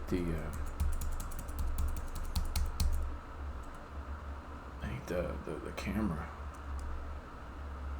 So I have to set that. All right. I'll start with that.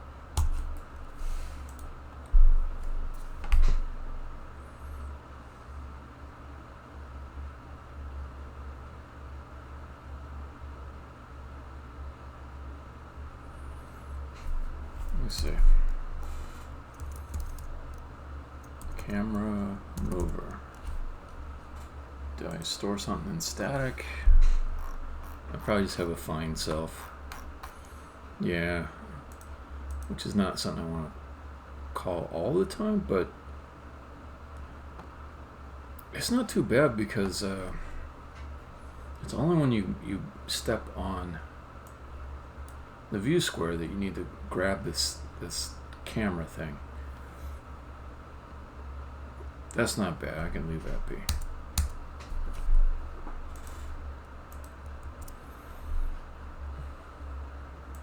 Okay.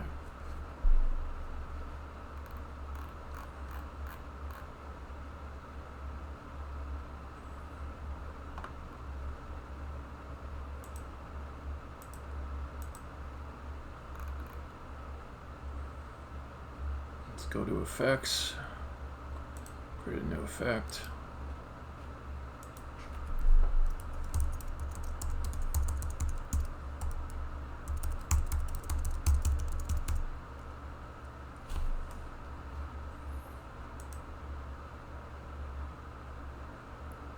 And I just did something dumb over in that other source file. I need to go fix that in a moment. Yeah, this is totally wrong. It should be effects, add, bam, like that.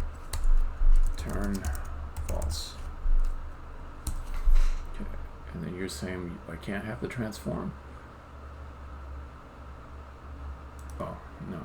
What?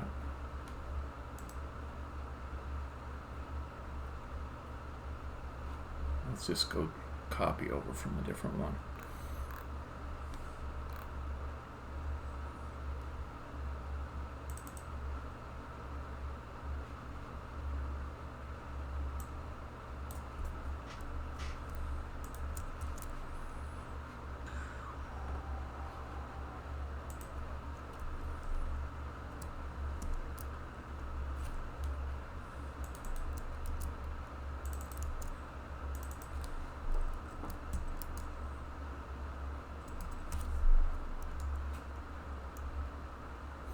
Oh, I should just pass the piece instead of the transform. Okay, got it.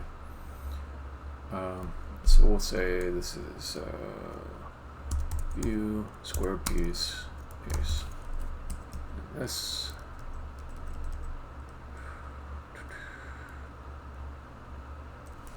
Let's have the transform.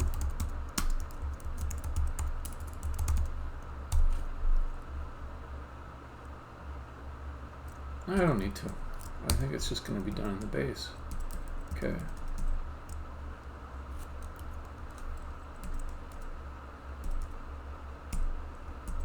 Alright.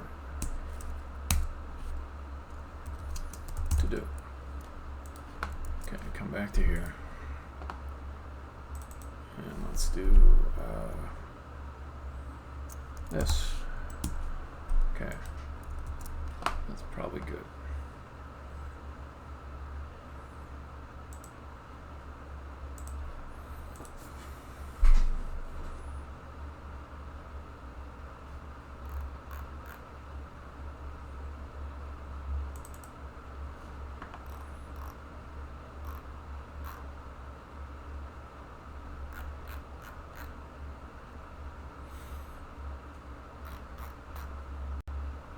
Okay, so I'm going to make a utility method here.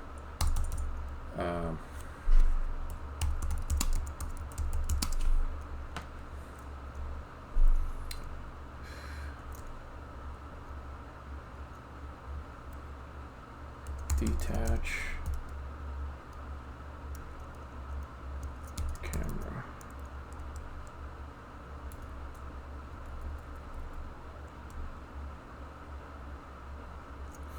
Detach camera.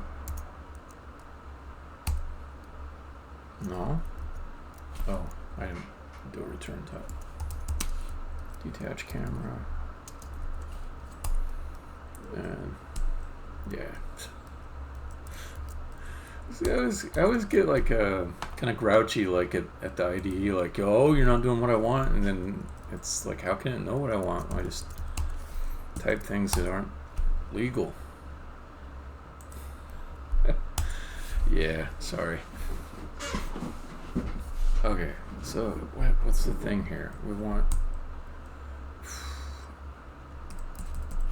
pass in.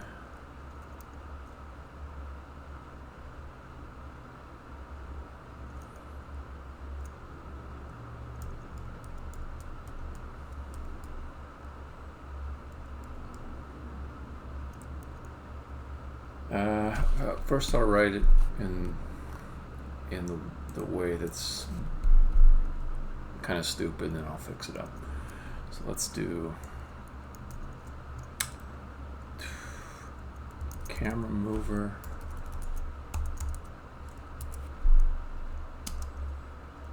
Camera mover equals camera mover find self. Okay.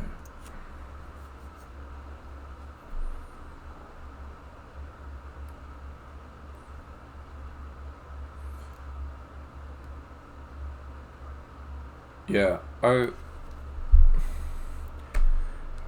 think there's two approaches to IDEs, and neither one has as its selling points. The first one is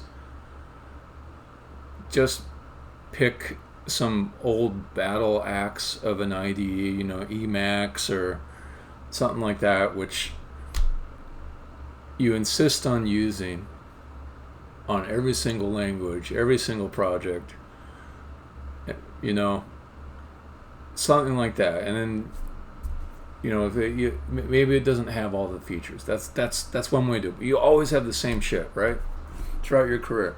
Second way is, this is my way, I just switch IDEs I don't stay on one IDE for more than a couple years. Because it just, you gotta jiggle your brain around a little bit. That's my thought. Either make it all the same all the time and just make it work, or pull your own rug out from underneath you every few years just to keep your brain interfacing with different IDEs well.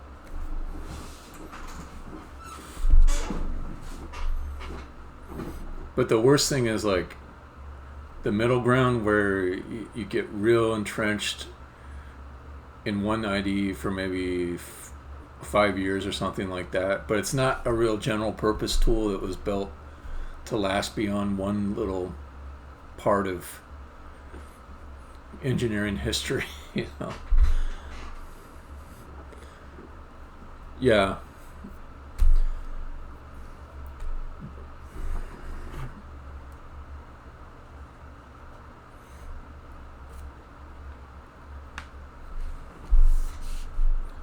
Alright, so let's see. I also want to have detached camera mover, detached camera mover equals detached camera mover find self. And then we say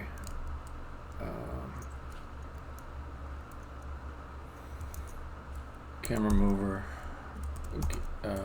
let's see. What's that? Enabled.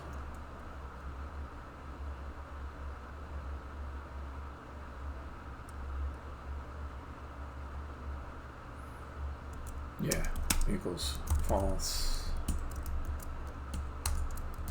Detached. Camera mover enable equals true. Okay. So clearly this ought to be refactored. Static void.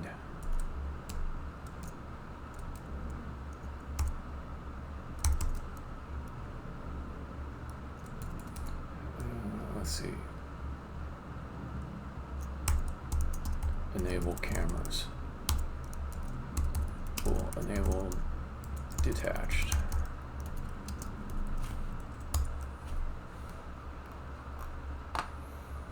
Okay.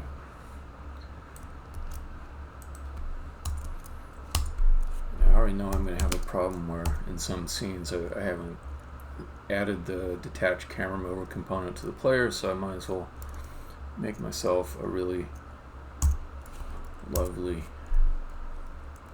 note to fix it in a straightforward way.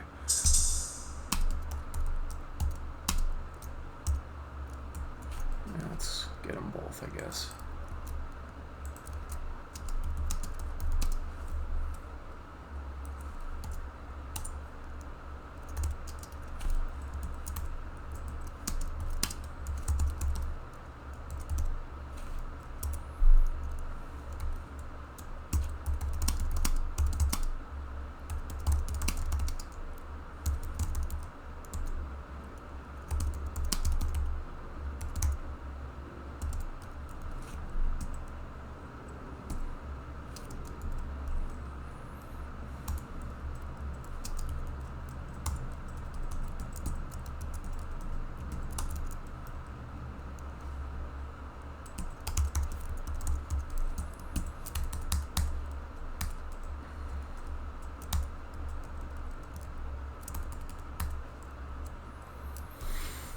Okay, so then camera mover enabled equals not enabled detached, and detached camera mover enabled equals the other one. Okay.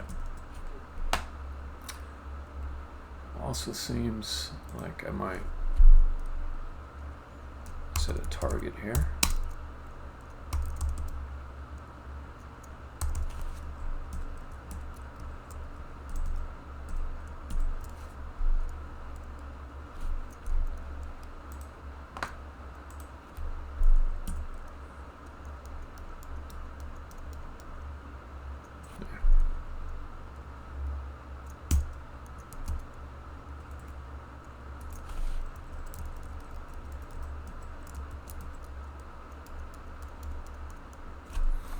Okay, let's do it this way. Camera over.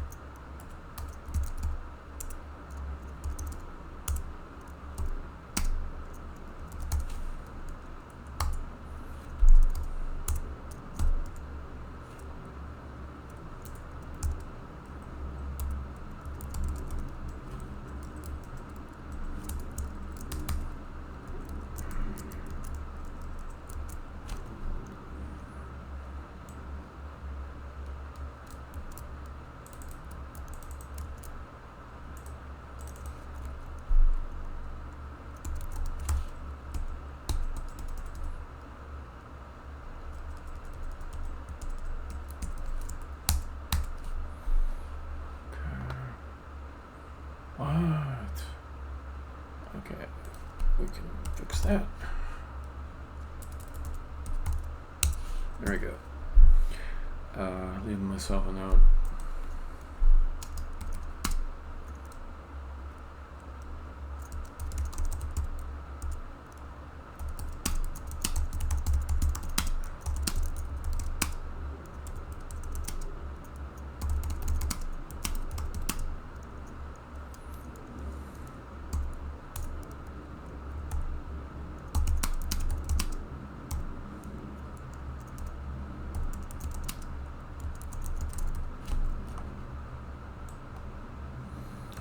I don't immediately make a storage variable because if I put in a static, which is super easy, and I gotta manage it as the scenes go in and out.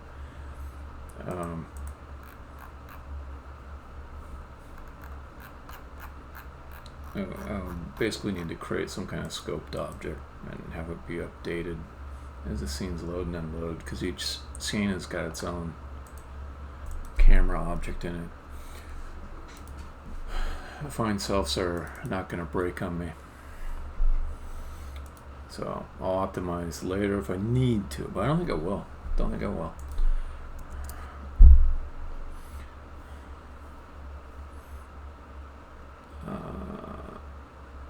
Okay.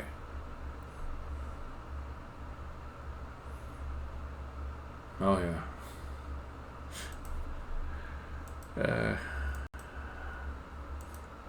I should run a lines of code counter on it at some point.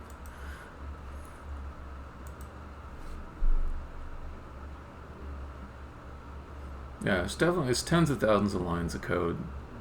I think that's the right order of magnitude. I don't think it's past 100,000.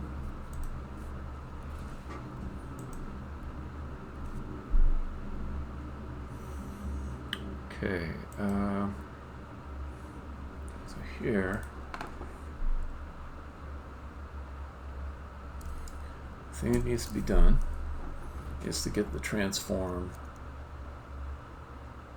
for the target.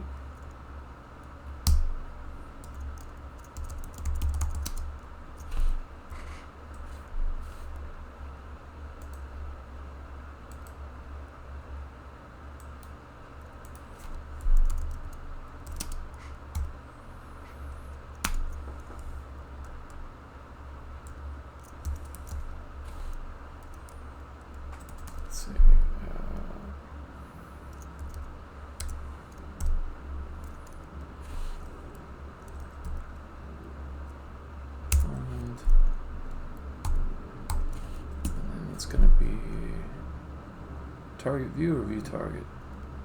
So it's view target.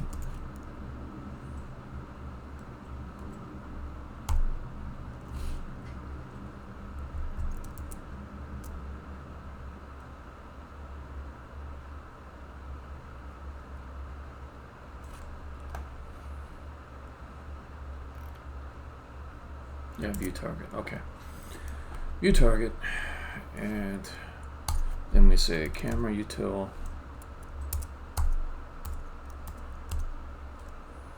Attach camera. And we'll say what the target is. It'll be target. Is it? No. Well, what's the thing you need? What is the thing? Oh, detached camera is what I want. I'm detaching the camera. Okay.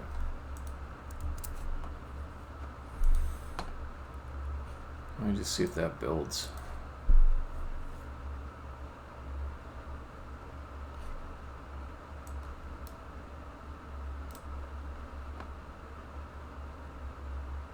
Okay, builds. Well, I give this 31% chance of working the first time. I haven't written code for the camera view to go back down yet either. So 31% chance for it to go up.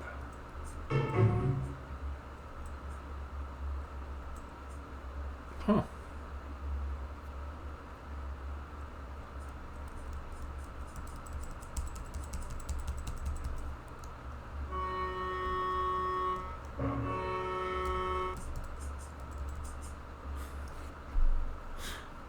I mean, I didn't really want it to rotate that way. So I'll take a look at what happened there. There's probably just a default rotation on that game object that needs to be set. But it did work. Let's fix that rotation. Also, that might mean that I can use rotation, which would be pretty cool. No, it's not rotated here.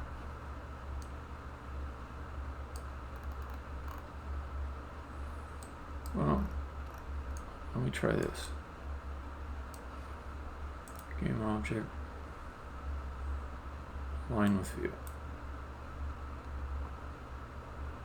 Oh, it does need a rotation. That's why.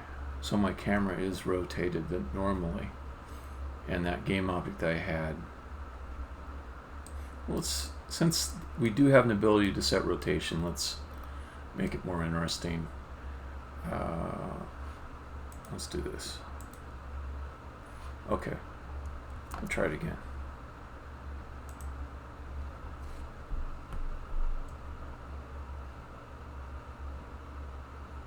I just thought of something that might be better than what I was originally going to do.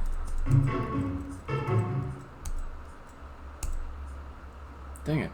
Okay, the rotation's weird.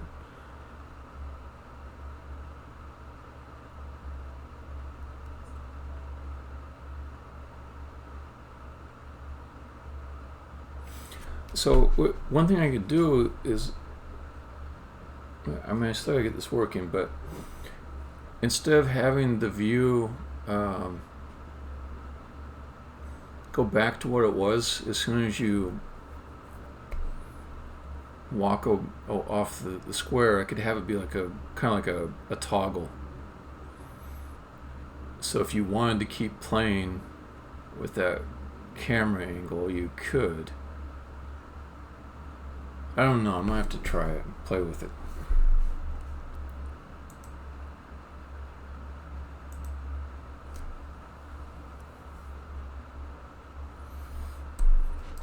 Seems worth toying with at least. See what can be done there. So why the fuck is it rotating it that way?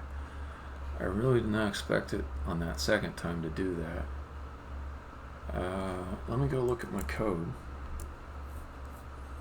for the detached camera mover.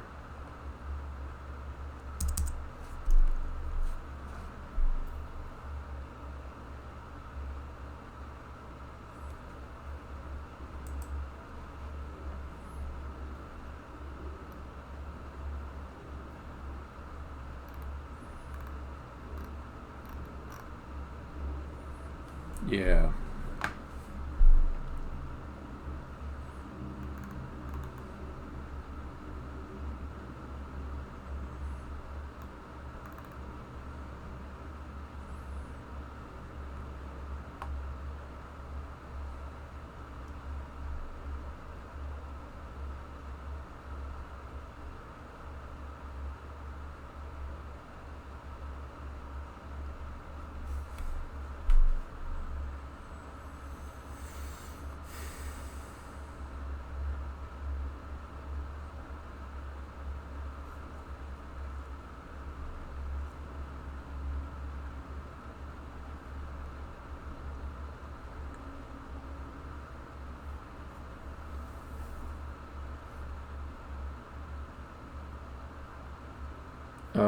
That's interesting. Maybe I haven't looked at this code for a while. Let's see, where does move duration come from?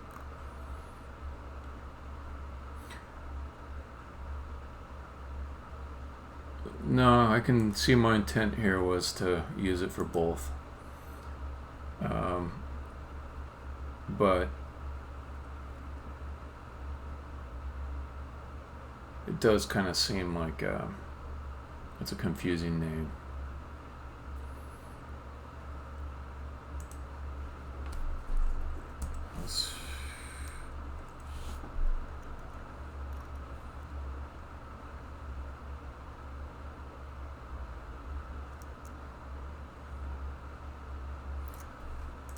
Let's change this to position velocity, and then move can be the more general term.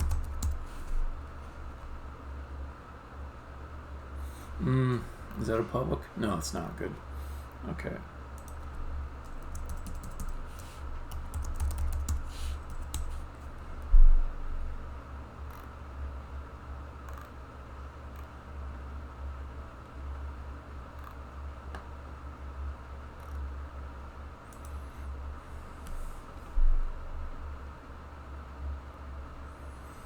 Well, just so I know it's not the code in the other camera mover that's doing something, I'm going to comment out this line and see if there's still a weird rotation.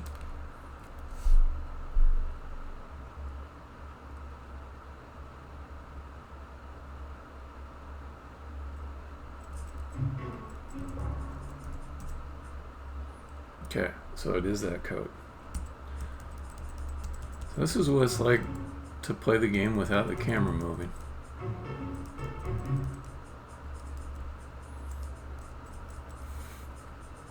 Thing is, it would get weird if you had it toggled on and then you just walked off the screen, and you gotta either the game has to like sort of snap out of it and recognize that that detached camera view is not going to work, or you gotta let the player manage it.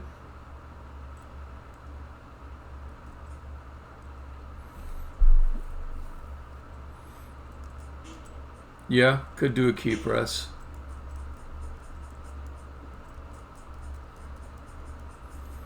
Oh, you heard my little rant at the beginning. Just not a fan of adding a bunch of keys, things to remember and stuff like that.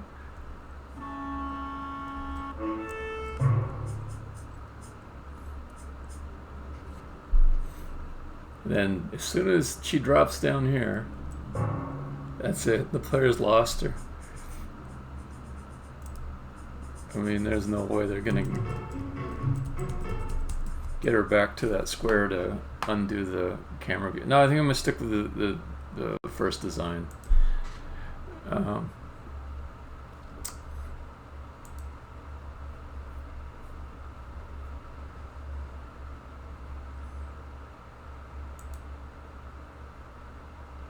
sure there's variations on it that might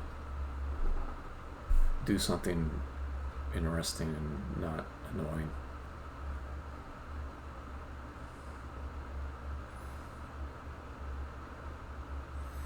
It's just a UI UX thing. It's like the playtesters have said maybe about 5 times, 5 different people, I wish I could zoom out and see this area of the level.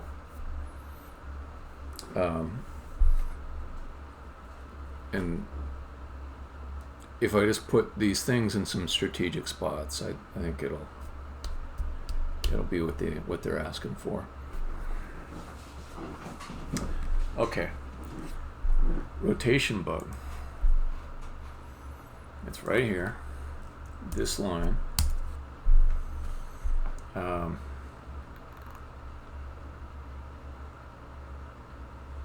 Okay, one thing is there's 2 parameters to pass in here. The position and the Euler.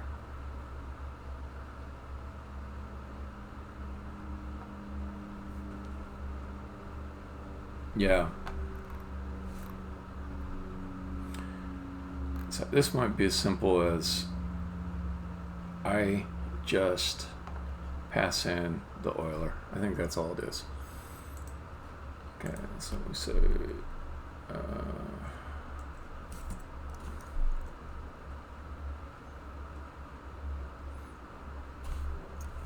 back in the camera util, target position, target Euler angles.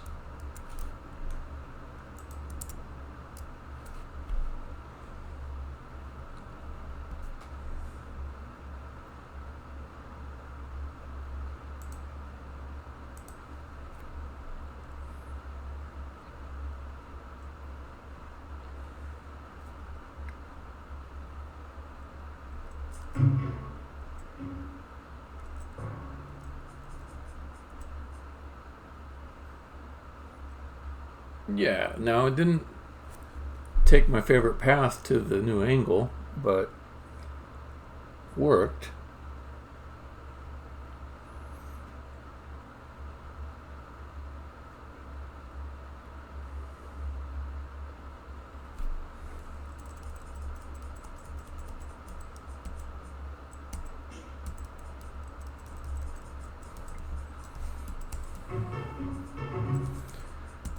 There's a very old game called Alone in the Dark that this is reminding me of, where it's just got fixed camera angles.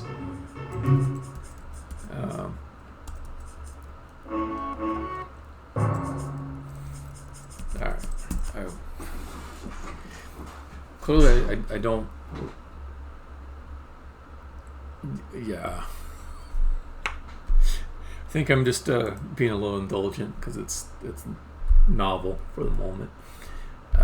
But yeah, let's not do that.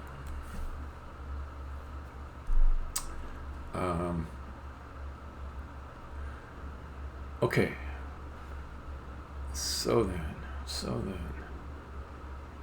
the next thing is to do the exit, which might be a little bit harder.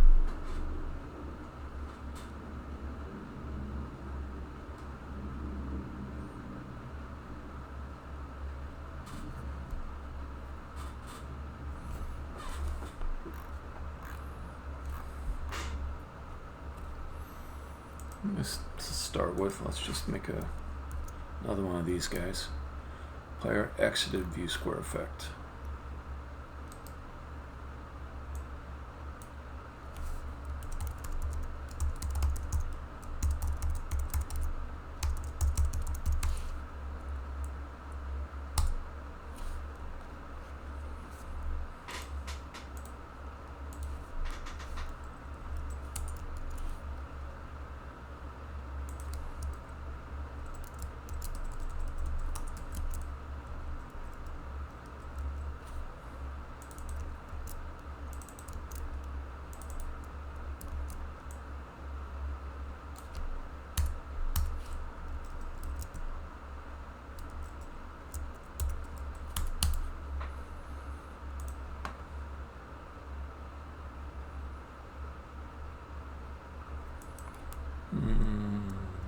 Don't need that.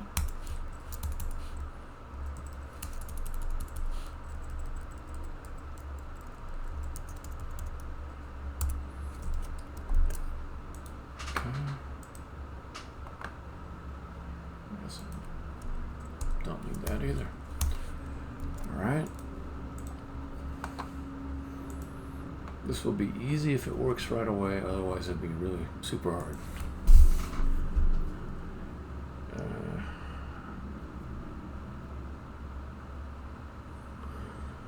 Alright, so there's no touch event or untouch event.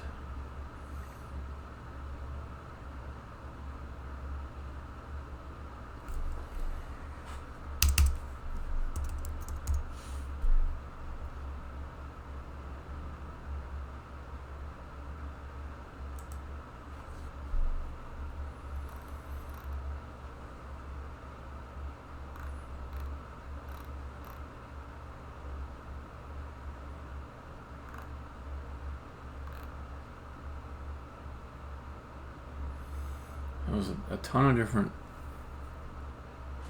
things which could cause the player to move off of that view square. They could fling, they could walk,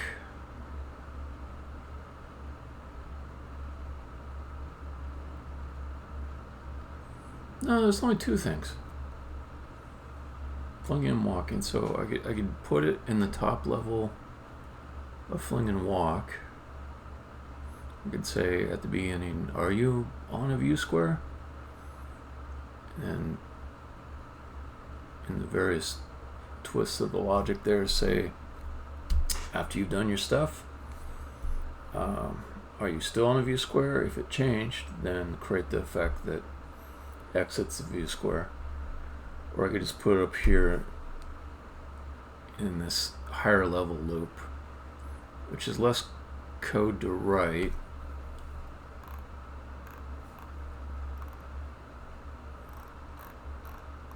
This isn't crazy yet. I don't think I'm cluttering it up too much. It's not that hard to figure out.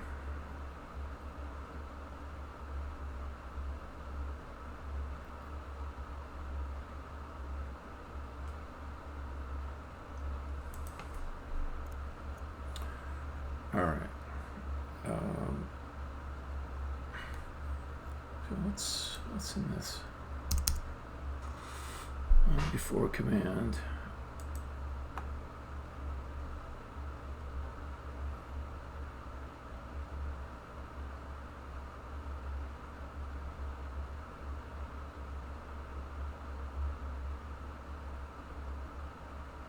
Yeah, I don't like that. Okay, go back to here.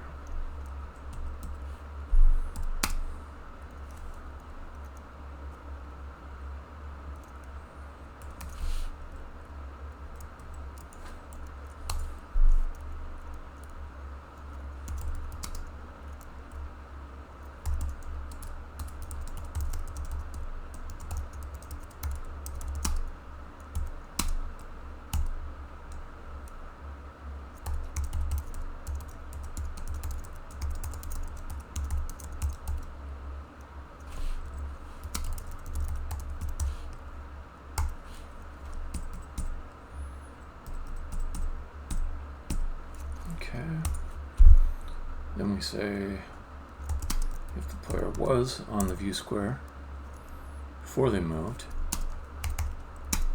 and they're no longer on the view square after they moved,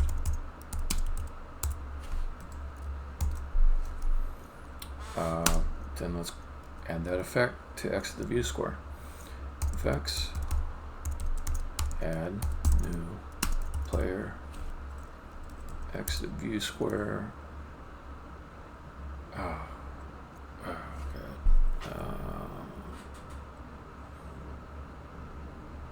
Doesn't matter. I can just pass it the player piece. I don't think it's even used.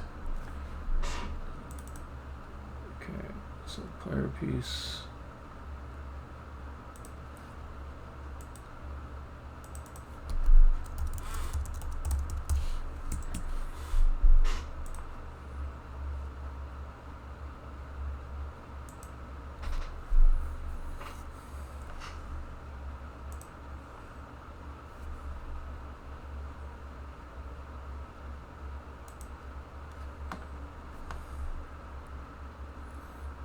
I just gotta create this thing.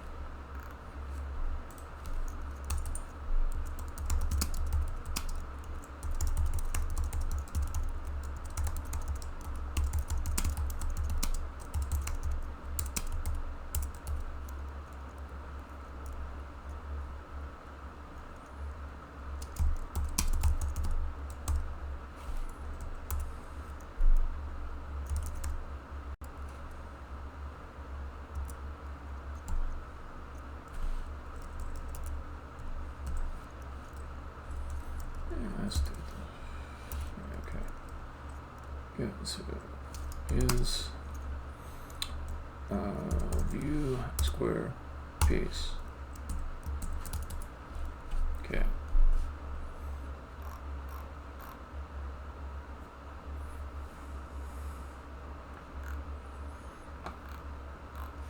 See if that builds.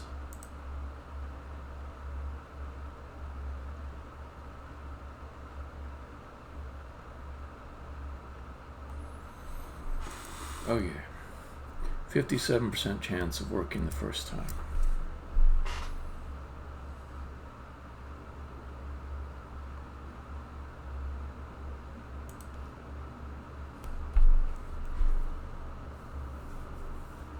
Very precise.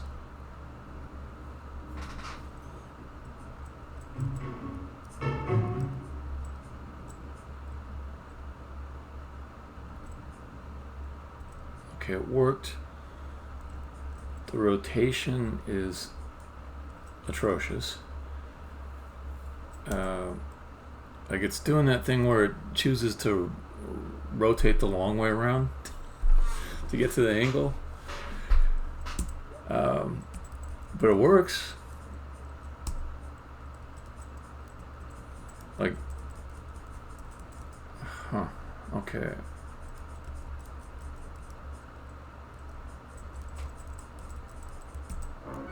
Flinging across doesn't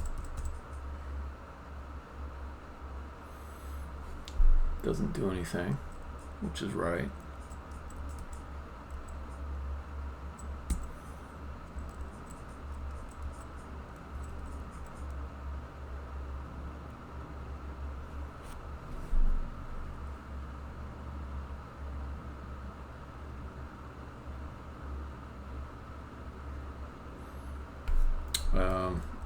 Well, I won't be able to fling.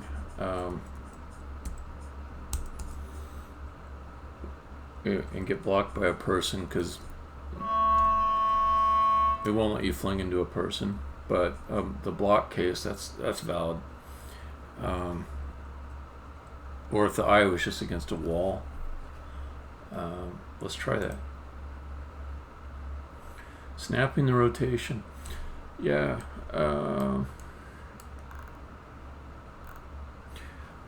Let me see what happens if I just...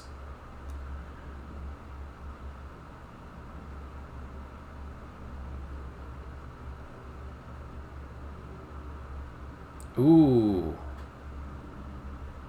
Man, you've got a good point. Because ending there on a fling, you would want it to work. It's just those middle squares on the way to the fling, you don't want it to do anything. On the other hand, I could make an argument that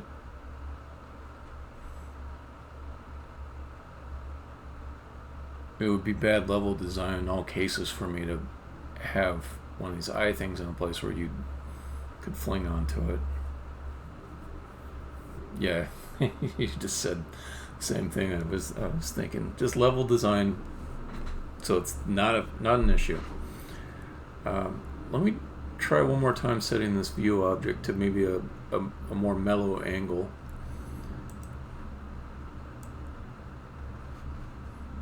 I'll just have it be, get rid of the Z rotation entirely. I probably won't use much of that.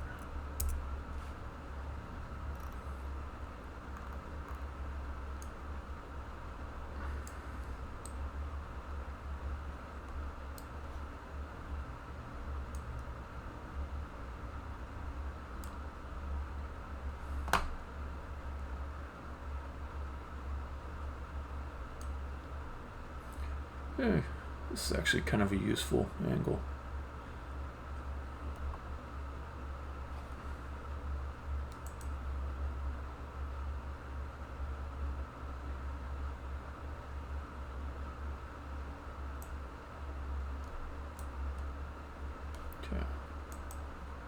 Let's see what that does. Oh, I forgot to put one on the wall. I'll do that next cycle.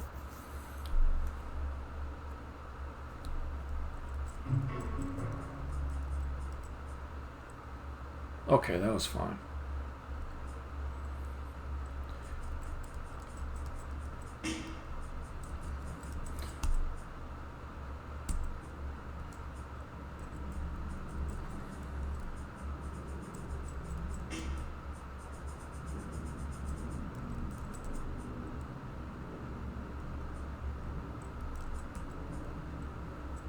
Yeah. Happy, man. Okay, let's do that test though that you talked about. I want to know if it works to fling on top of that baby. Let's stick it against the wall. I can put more than one of these things in here too if I want.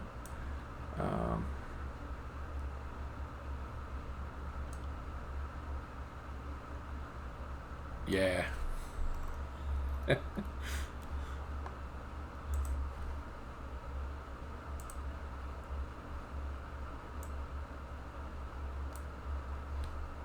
Okay, so there's one there. And let's, just to do another test, let's put more than one of these in. I'll just load it up. Okay, what did I call it again? View square.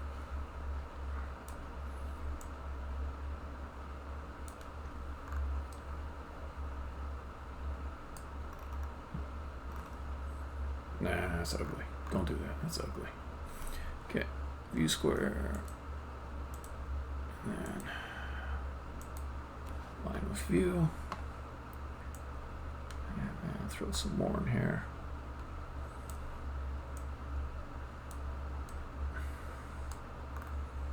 Okay, let's do it. Let's do a angled view.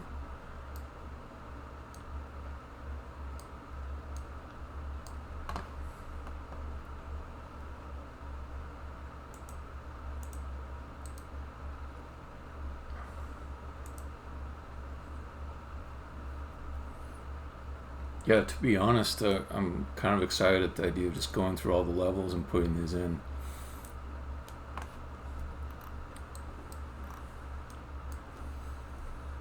Okay. Alright, that seems pretty good.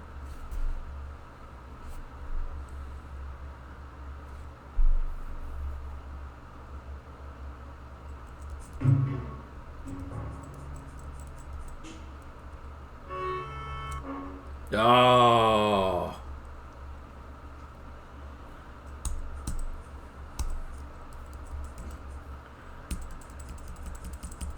The bug is there. You knew about the bug so early. Gotta give you credit for that. You knew there was going to be a bug there. Wow. That's impressive. Okay. I like that. That feels good. There we go. There's an angle without a crazy... Yeah, we could do some of these just... So there's getting information to the players, but there's also like some just sort of cinematic or this is a cool angle type stuff. I might want to have like a sign on a wall someplace that you just look at and you can see it clearly when you go down to an angle like this. Okay?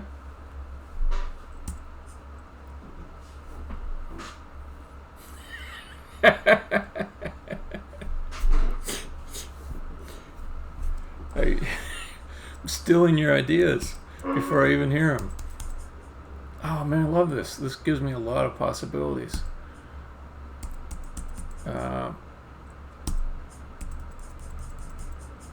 Okay, so the next thing is, am I gonna fix this?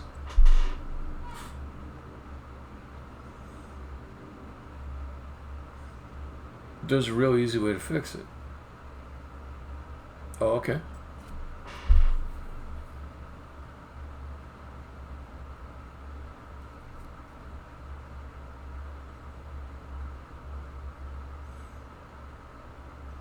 He's typing. He's got an idea.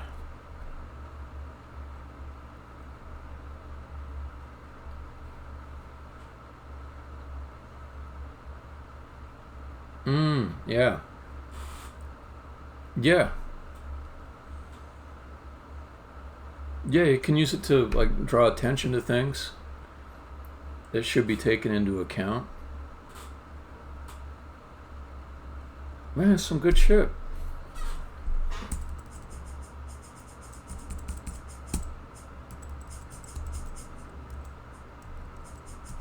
Okay, so to fix this, what I could do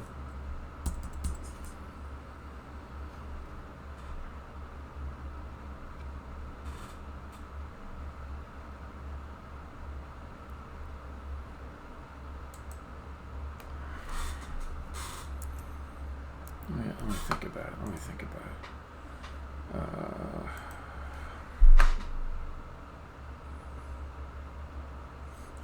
I could pass in something that says, you know, the person's coming to land here, that they're landing, but that's convoluted.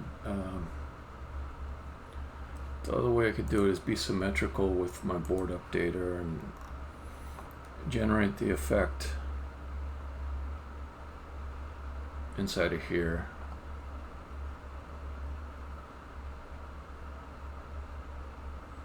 That's probably the way to do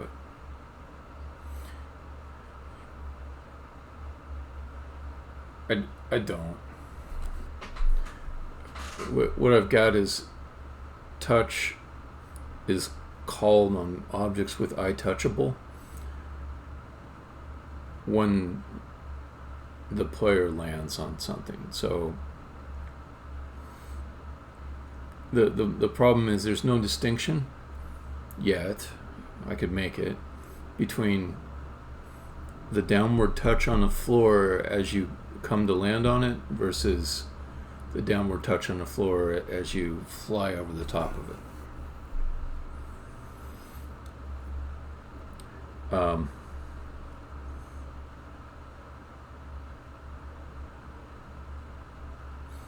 Alright, this is maybe worth pocket design. Let's go to bothering me. Sure.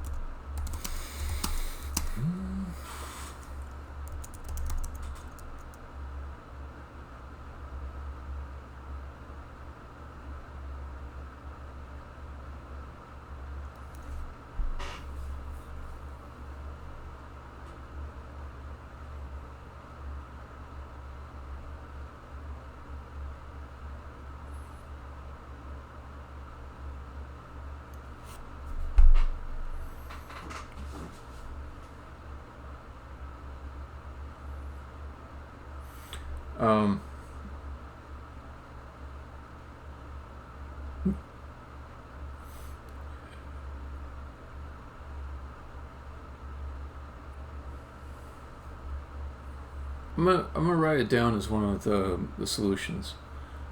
I can see potentially good thing and bad things about it. Clinging onto a square should activate it. Alright, let's do them first. Delay. Wait for delay of x msec for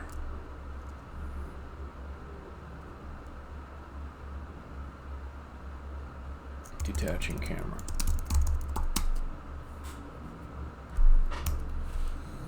And just to be concrete, let's say 100 milliseconds, just for now.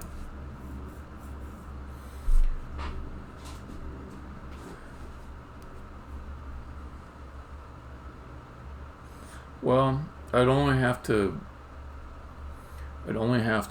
set the timer for each square that contained a view square. I'm not going to lay down like 500 view squares anyplace. It's going to be maybe 3 or 4 in a level.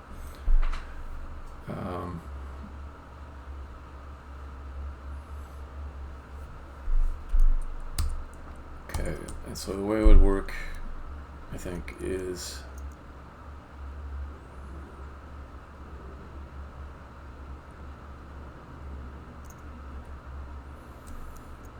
set timer and board updater.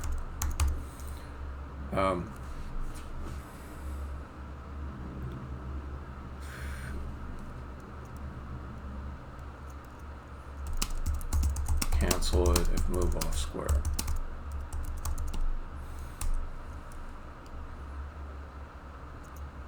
Okay.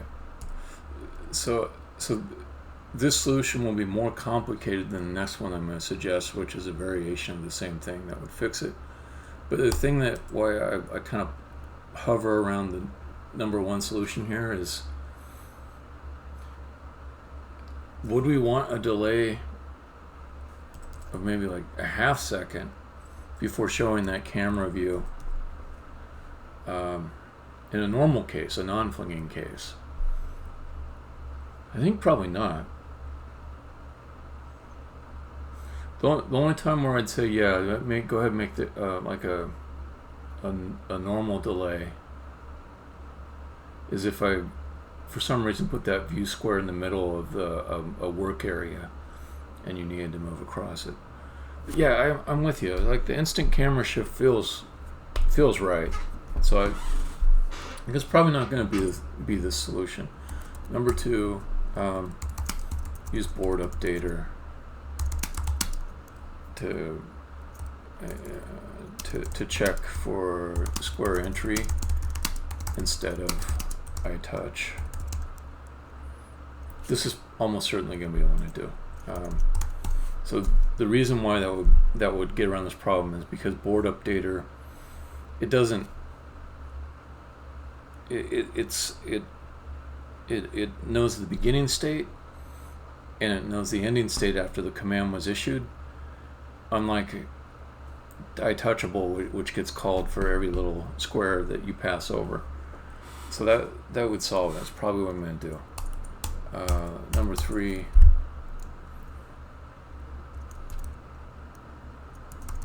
create a separate land event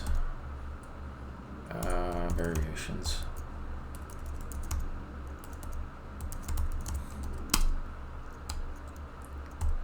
Is landing parameter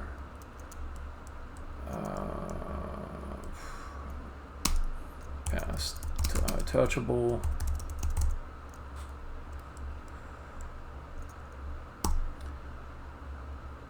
Okay, let's see, number 4, call iTouchable 1 extra time for the fling landing. This one is actually a good contender too, without is flinging.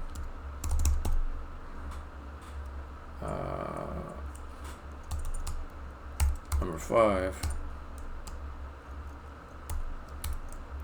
call, let's see,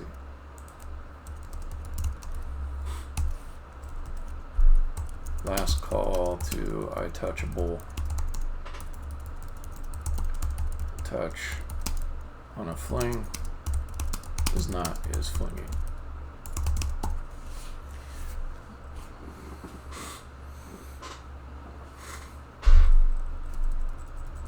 So I'll say negative symbol means a con.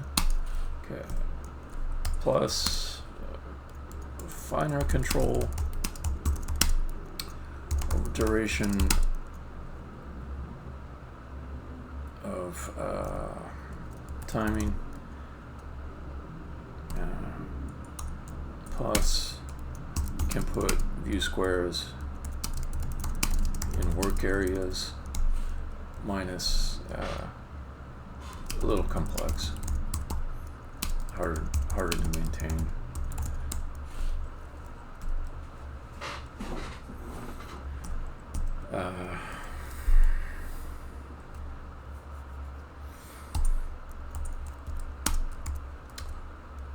Symmetrical with exiting square.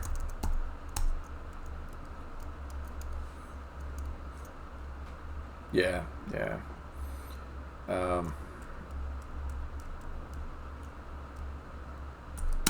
Easy. Minus. Starting to get crufty in board updater, if I'm honest. Meaning there's a lot of logic in there.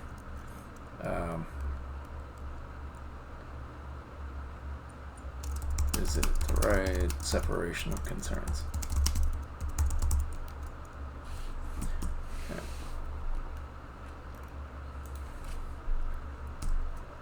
Okay. This plus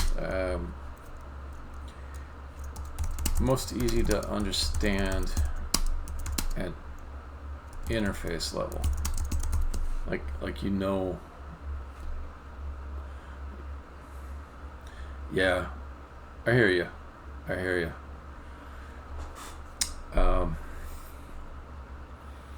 So the land event is sort of like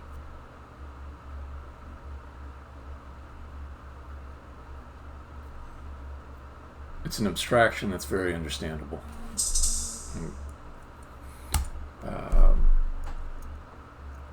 Minus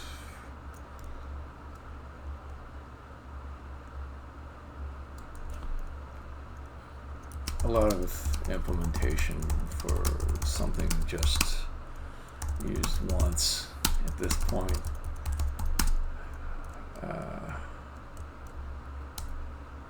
Okay.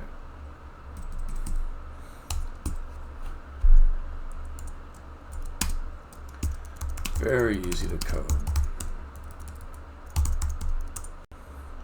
Minus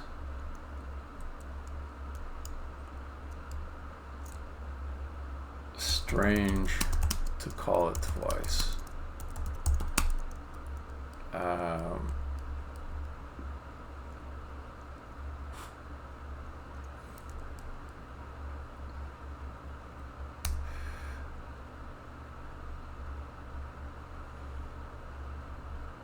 Yeah, I'm. This one probably kills number 3.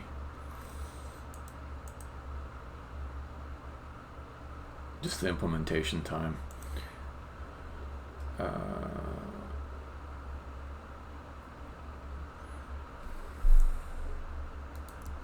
This one, very easy to code. Am I? Okay.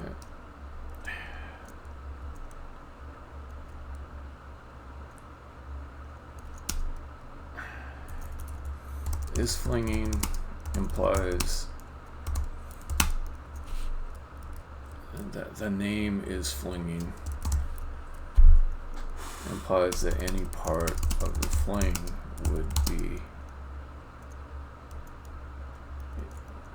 would have it set to true.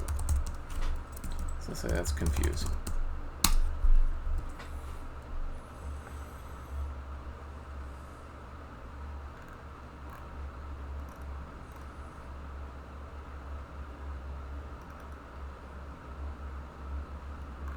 Maybe this isn't that bad. So we could do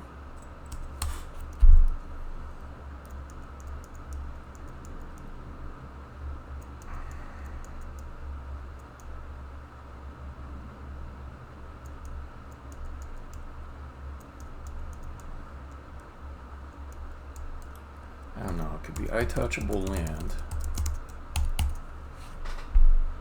Okay, question coming. Have got grass, yeah.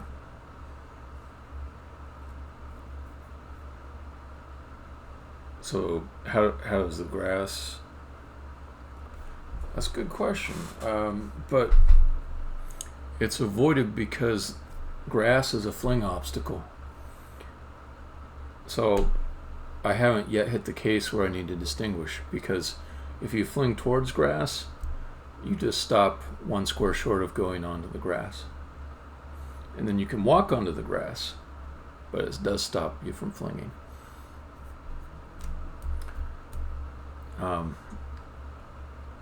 Could do I touchable land, I could do I landable.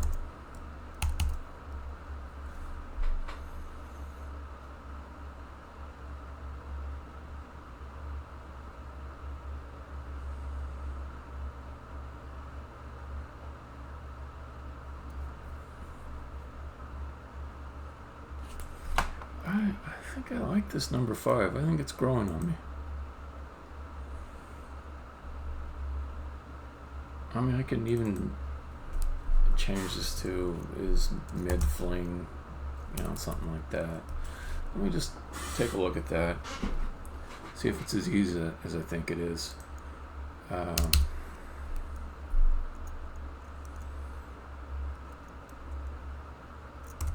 Fling util. Is that where I got it?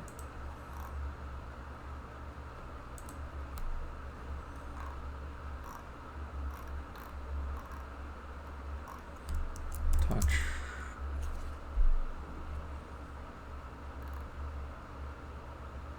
Okay, it's gonna be in piece util.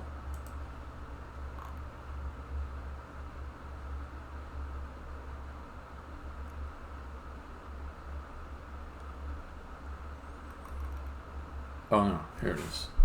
Touch pieces at piece. No? Huh.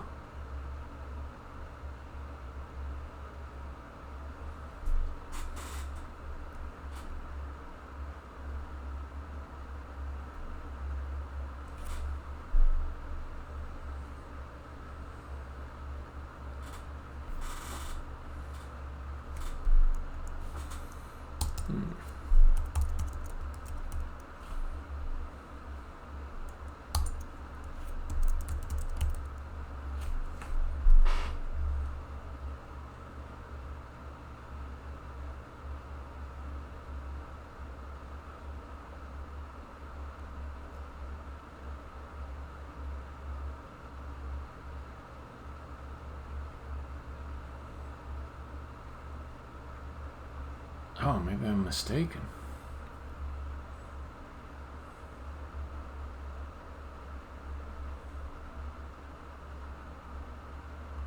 Maybe touch isn't being called.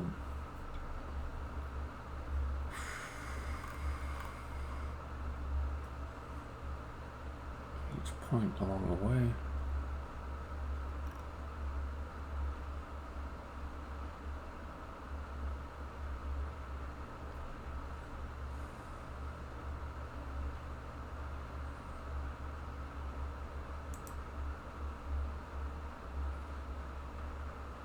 Hold on, I gotta try something. It might be a lot simpler.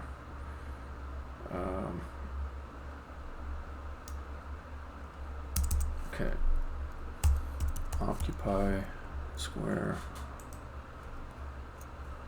Okay, is touch called here? Oh, it is. Okay. Okay, when you fling, is it gonna occupy all the squares in between it? Well, that means it is going to call this.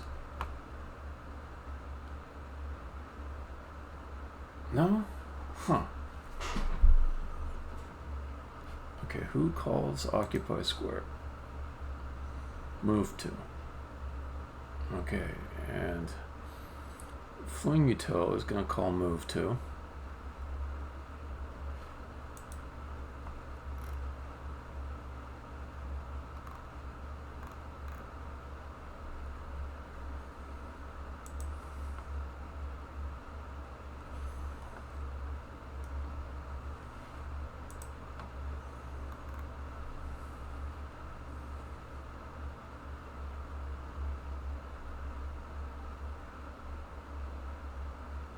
Huh.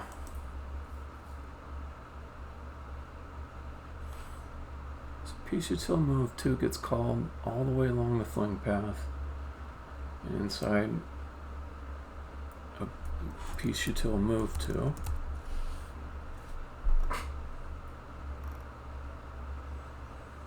It's going to call occupy square.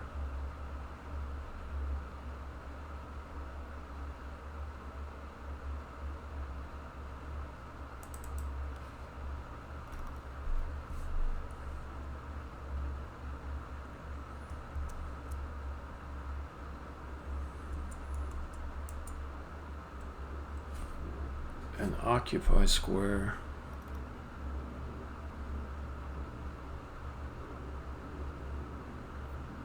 is touching all of the floor pieces underneath. But its passing is flinging false. It just makes me wonder. Oh. I know what's happening. So occupy square is incorrectly passing this, but I don't think it causes a problem.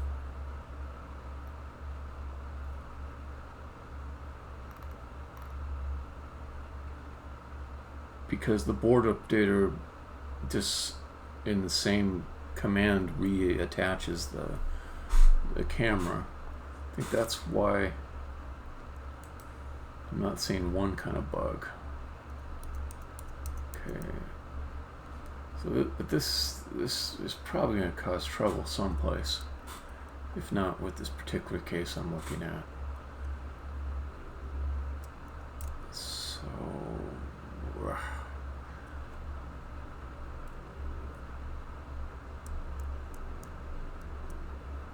let me verify that that's the case.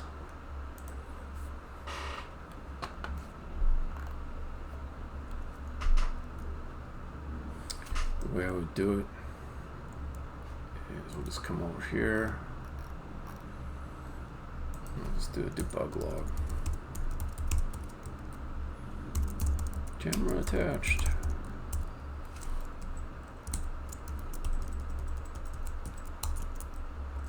It's probably good just to make sure I'm not doing lots of extra calls to it. Okay.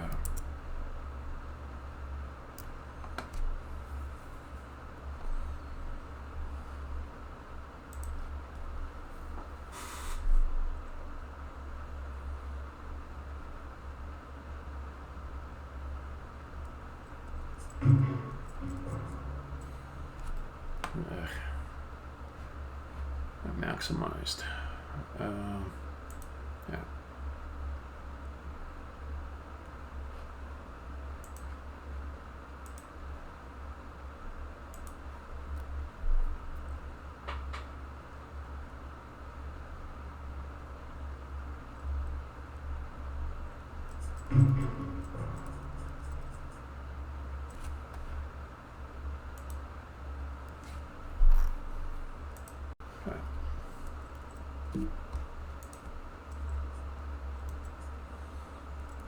So my theory is that if I fling over the top, it's going to say camera detached and camera attached.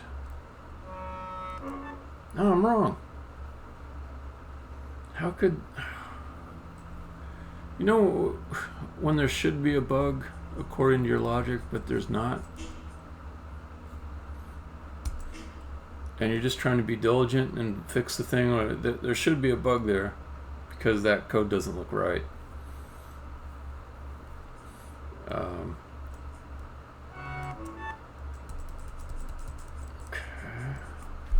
I guess it's time to check the debugger. Now if I walk over it, it will detach and attach. But if I fling over it, because I saw some code that looked wrong, I thought maybe it was detaching and attaching in one frame. I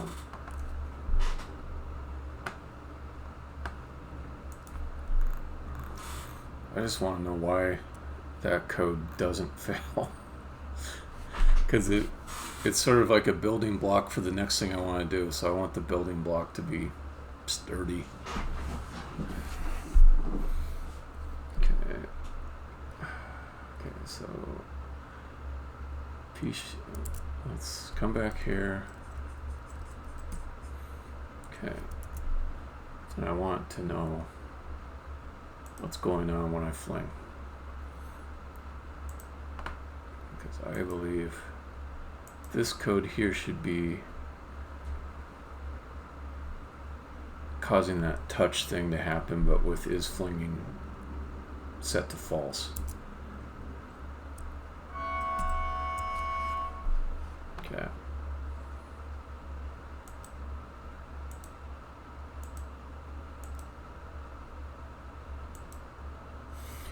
Got it.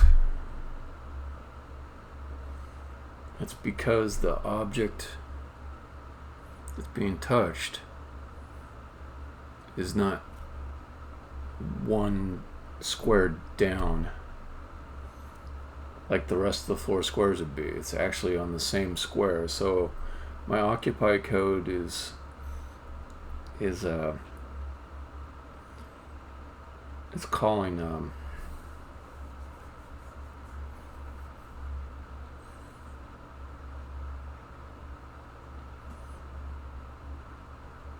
it's calling touch, and it's calling it in an incorrect way, but it's touching something. It's trying to touch something that is positioned one square down, whereas my thing is just up above.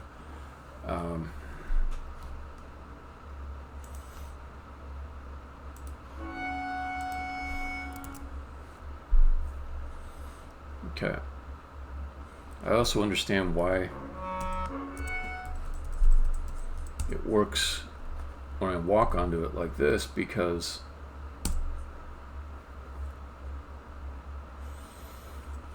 that's like it's at the same level as me, and the touch thing is called as I walk into a square.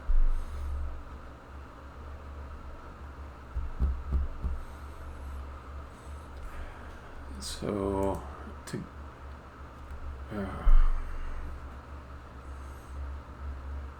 alright, I want to take a little care here. If this code gets too crufty, it's going to cause problems.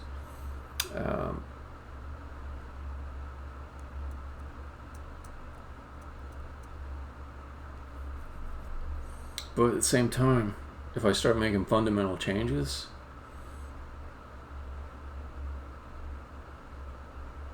this is not like an excellent time in the development cycle to be doing that.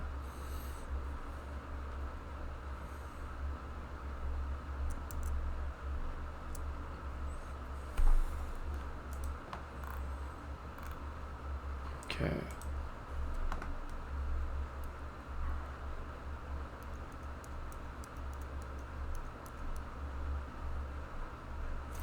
So here's what I'm going to do. Here's what I think I'm going to do. Let's just see.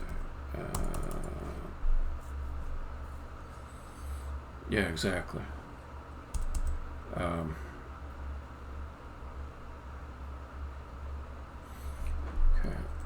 Maybe it's not a solution yet. Let me just write it out a little bit. Settled.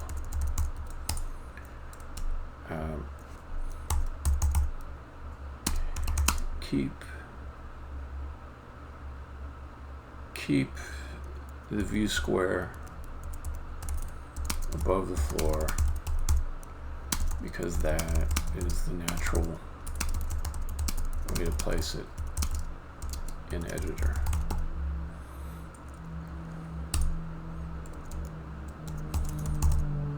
Mark the occupy square is flinging false.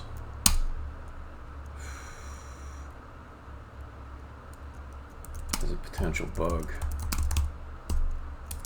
and add comment. So to do. Okay. So if the view square is above the floor, then even though you think of it as something that you step onto. It's not correct to use this land interface. It's just not. Because it's like you don't land into it. It's more like something you walk into, like a spider web, you know. As far as its positioning is, because it is on the square from the floor up to your height. That's the area that it occupies. So I'm gonna take this out.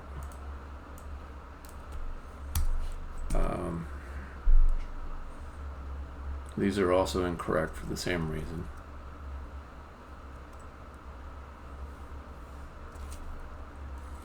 And my reasoning for why it was failing to be called was incorrect.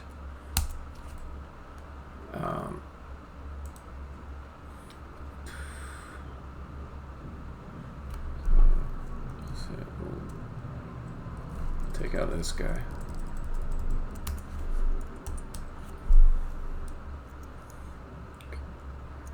At end of fling,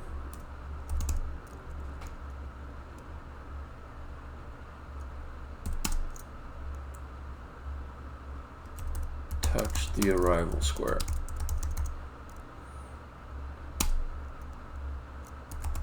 No, is flinging.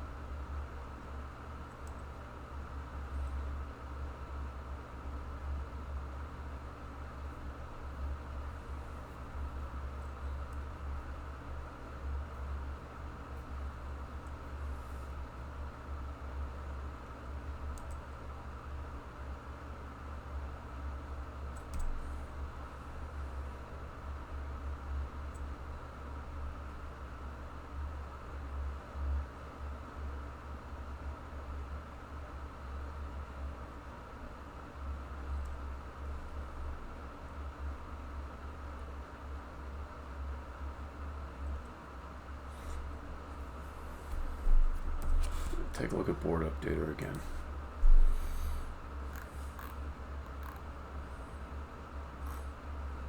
Actually, before I do that, before I lose track of all that logic I had in my head a moment ago, let's go back to Pishatil.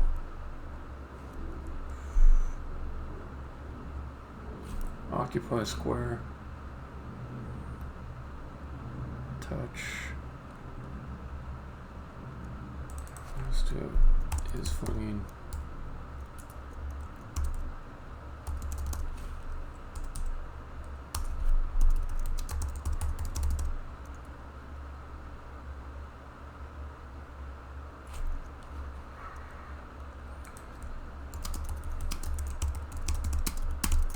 Okay.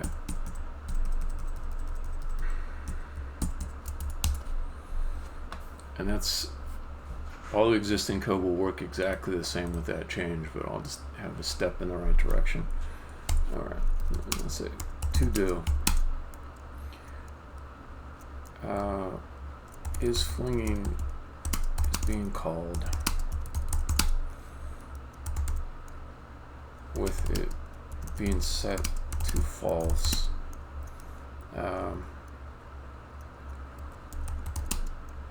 While flinging. I'm pretty sure I didn't verify.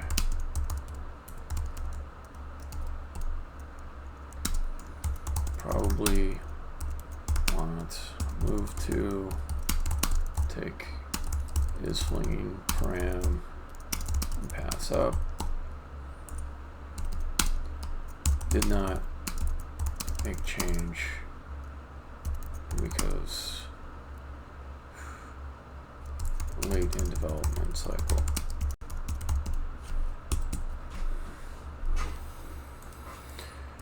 All right. And this, the place where this is likely to help me is two ways. Either there's a bug that comes up that's being caused by this specific thing. I'll read this comment and go, oh yeah, that would be the cause of it. Or I have a cleanup cycle with the engine post-release. So one of those two places. But for now, it's just going to work exactly as it did. Okay, now, board update. The thing I want to do is clarify for myself, what do I want the separation of concerns to be?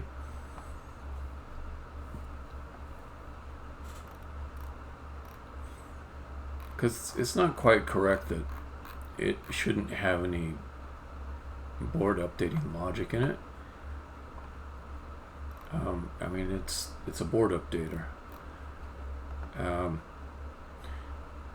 The type of board updates that should be within its purview are sort of like kind of like macro updates. Like, you need to know what happened with multiple things after the board updated,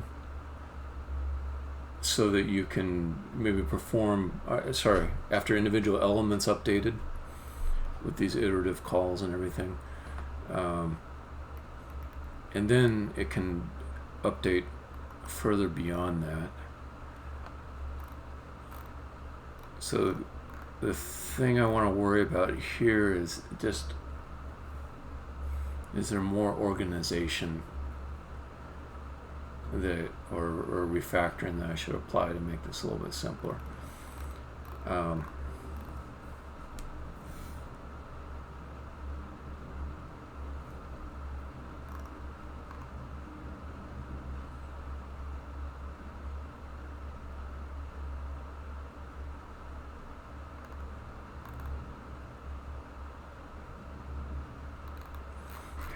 Let me write out my contract a little bit.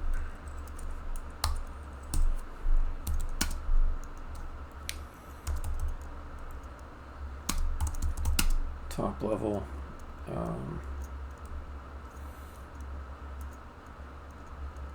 updater, logical game state, board.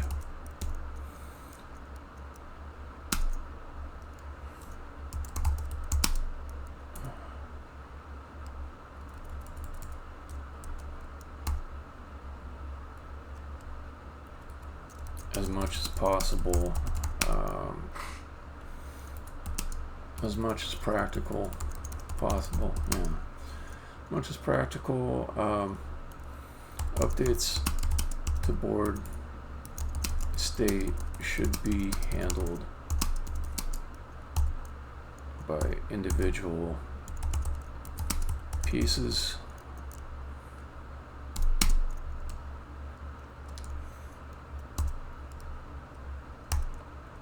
But board updater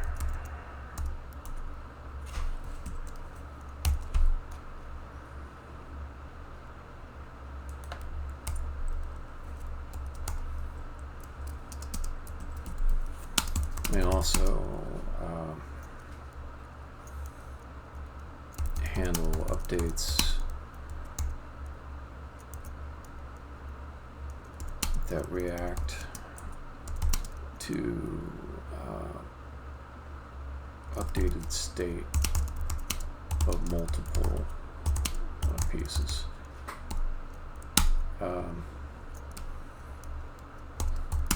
No UI code, just pass back effects.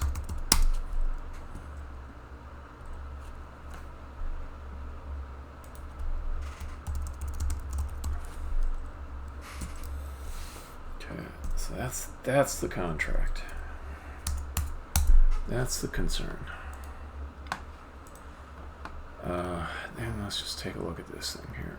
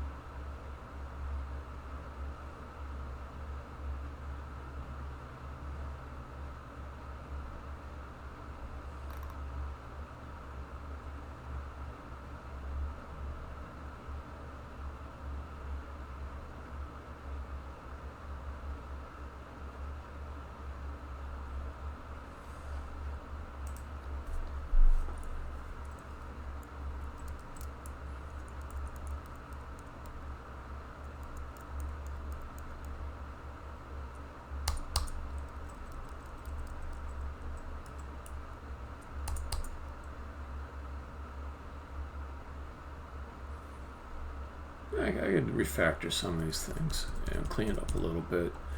I'm always looking for like just good concepts to refactor, and I don't like to move things out of large functions just for their own, just to have short functions, because it can actually make it more complex to maintain. So let's see, maybe this could be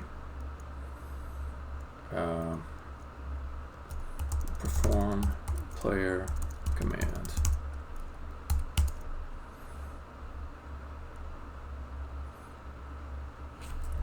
Let's see, refactor, perform player command.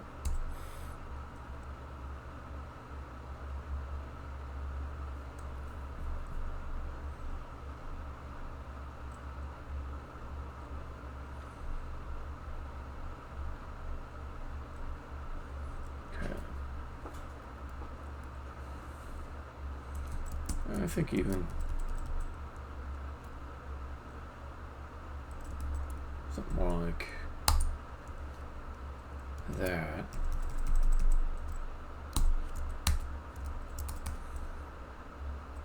Okay, now I don't want a side effect of this stuff.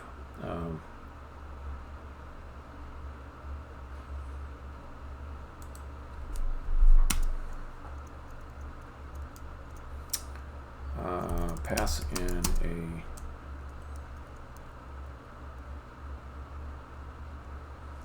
let's see, it's gonna have maybe out view square state, or just so I'm not continuously allocating object instance again, ref view square state.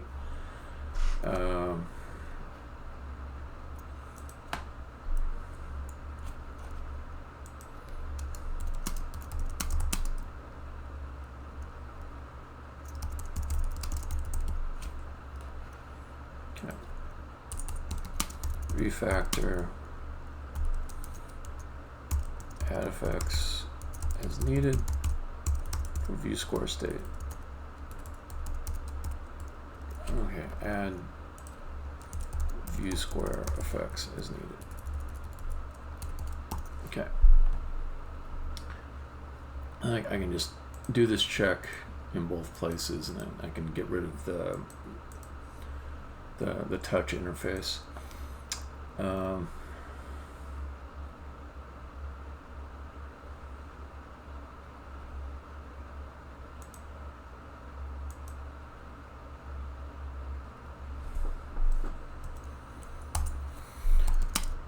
Ref. Let's see, what is the gist of this? What is the concept here?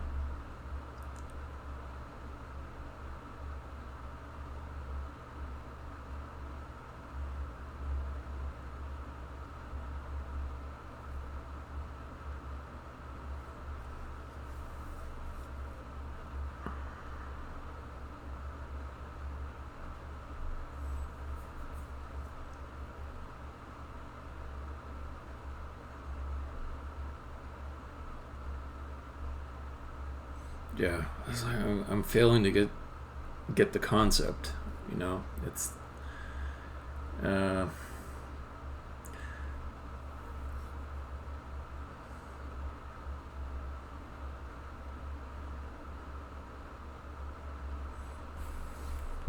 like if the concept is something like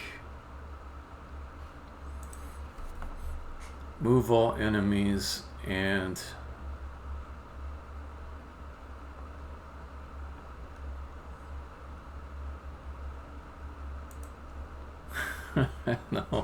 no, this is just me deep in my world that I've created for 2.5 years.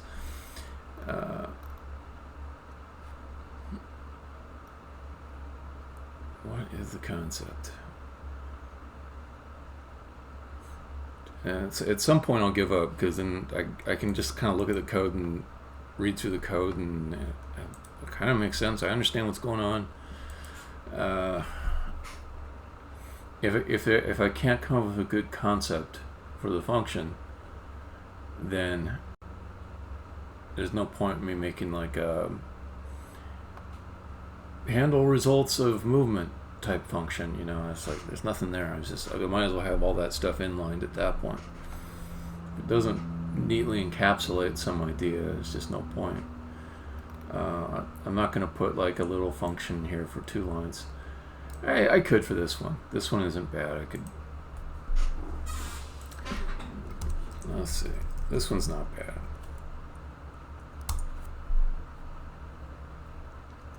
Okay. And some of these things they could be reordered a little bit too.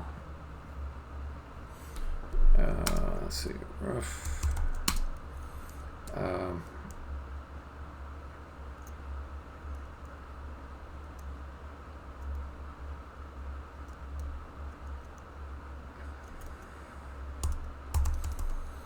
Birth.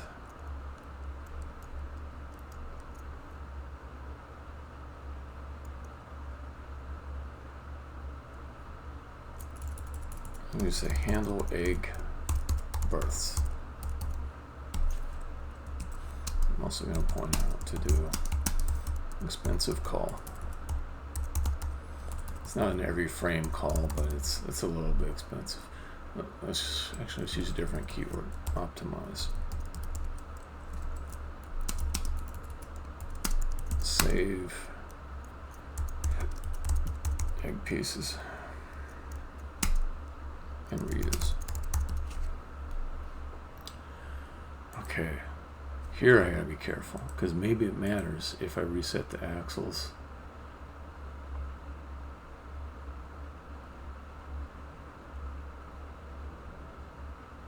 Before birthing the blocks.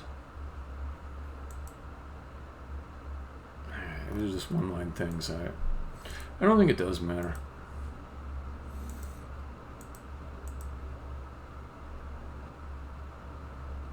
Yeah, a lot of these things, they aren't in a particular order. Then I did try to give myself a few clues here. Like this section, it's only going to have stuff where the board state won't be changed.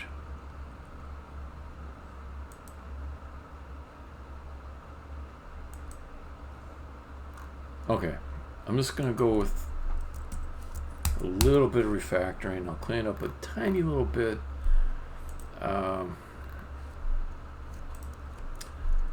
It'll be all right. You know, be careful though. That's what I'm going to say. I'm going to make those sort of algebraic equation type transformations that I know don't actually change anything.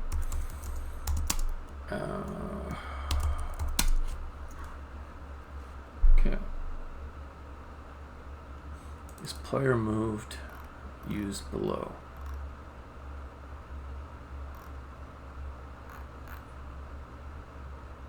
I don't think it is. Let's do wood.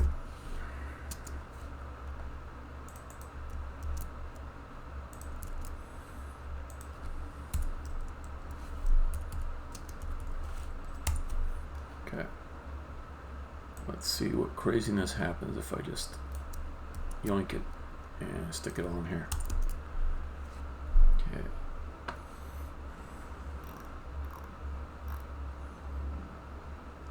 Well, it's kind of nice that I didn't take out any variables that were used beneath.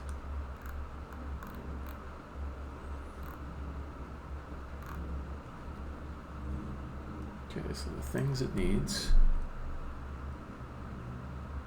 It needs command. Oh, that's cool. I can move command type up to here too, I think. So if I move...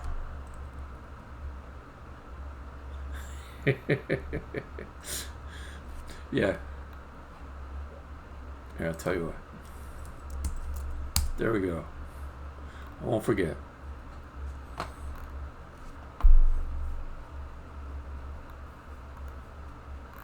Okay. What about removing command type? No, don't do that.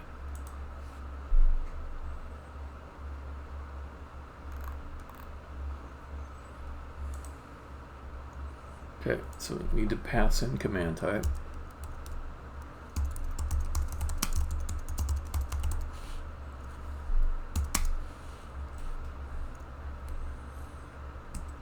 Let's see, is player piece used below? It is. Okay. So pass in player piece. Pass in the board.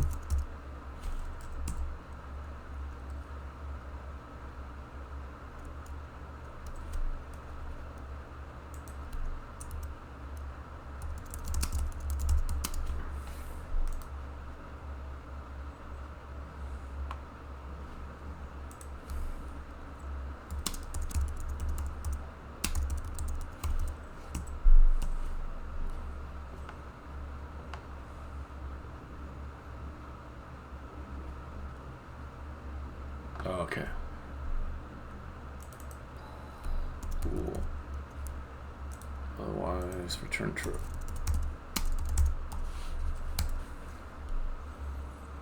So let me say, if not form player command, return false.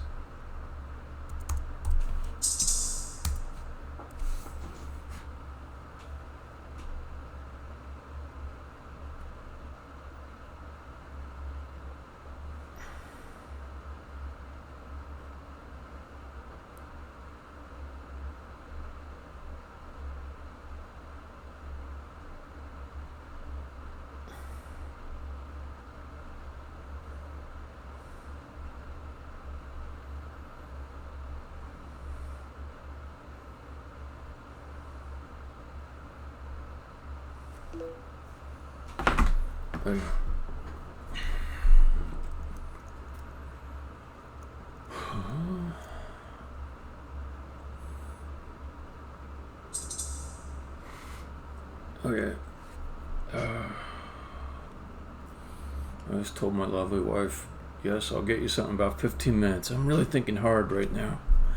Let me think. Yeah, think. Think hard. Alright, so then let's go. Let's just take all this for now.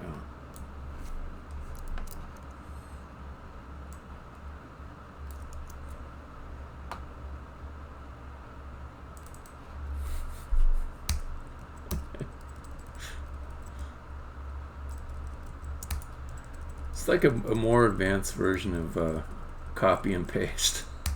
You know, you go into it, or cut and paste. You know, you're screwing it up, but you're going to fix it in just a moment, and it's going to be fixed. But in the time in between those 2 points, so fragile. Okay. Coming back up here. Look at this command type, and I'm thinking like how I don't like.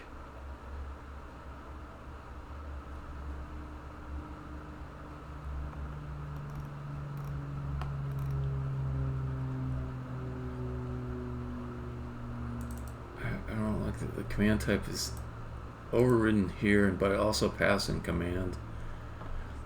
So, because my brain will keep saying when I come back to this code, well, why don't you just use the command type from the command? So maybe I want to rename this to something else.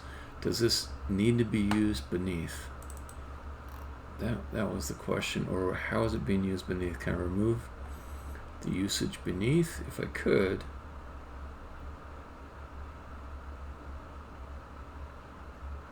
Then I could move this little bit of weirdness up above, and then this loop gets simplified. So let me just see what happens if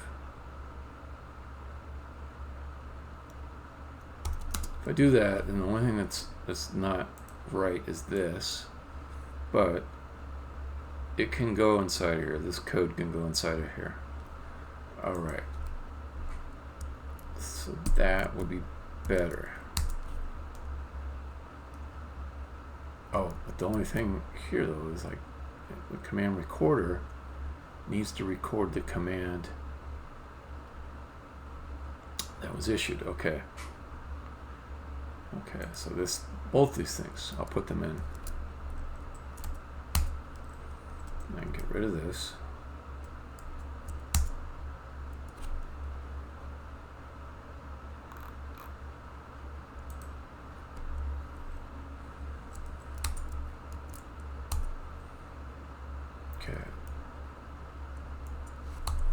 let's see, command type, let's say use command type equals, and then we'll just get rid of this guy.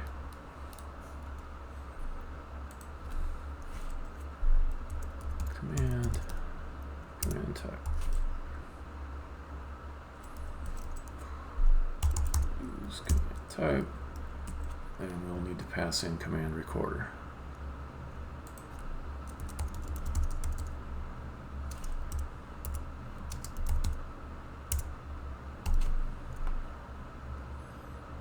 This will be use command type, and this will be use command type. Okay.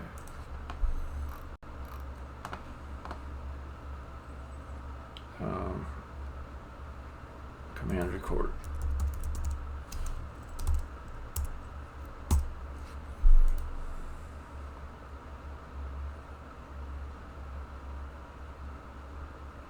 It is kind of a side effect, but let's see. Yeah. It's alright. It's better than what was there before.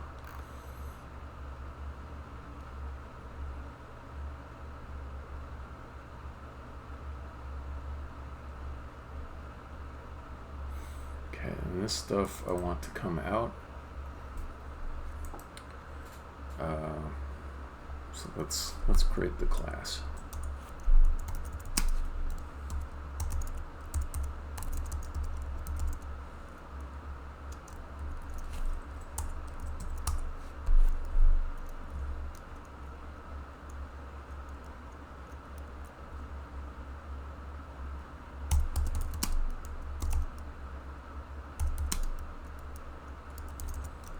View square.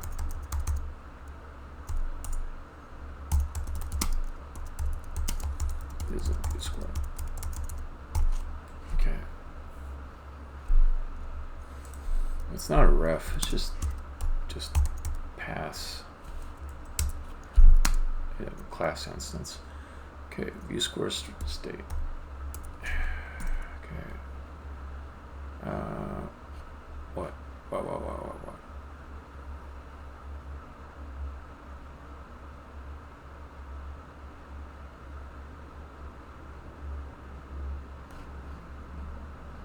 Oh, yeah. This is not static, or it's not public. Okay.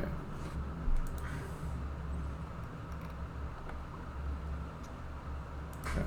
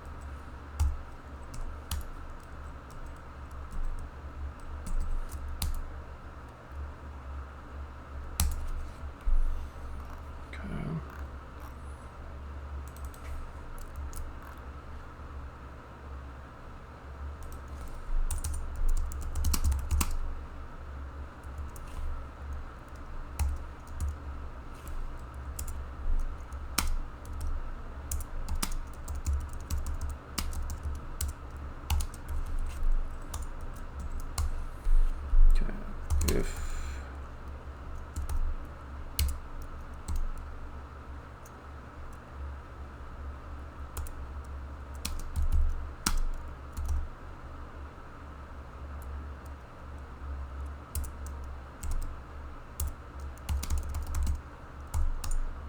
okay, so only if there's a change in state that we would add an effect. So we'll say if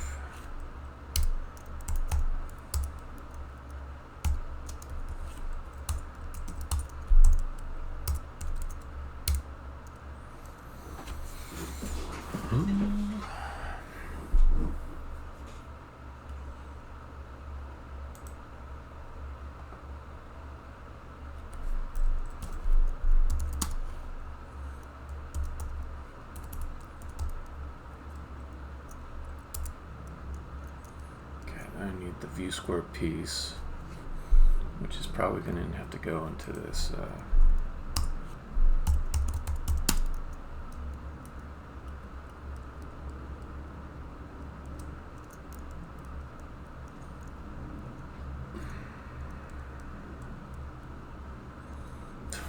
God.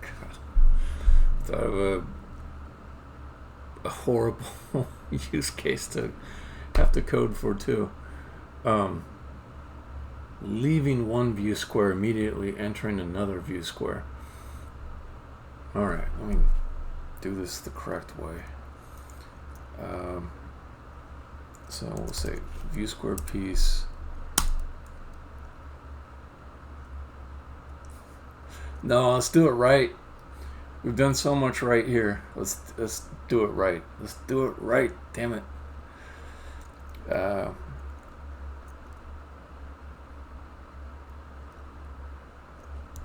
Before move the view square. No, before view square piece. After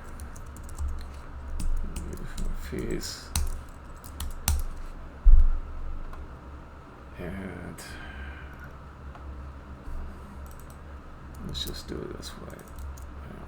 Let's do board get player piece get CRH.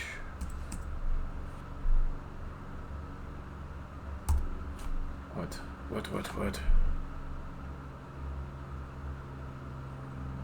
Oh.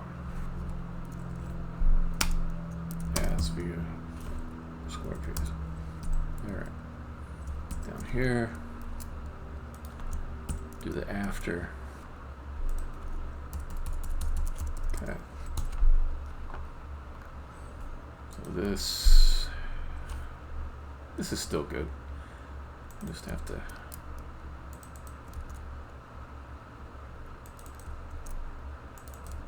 okay.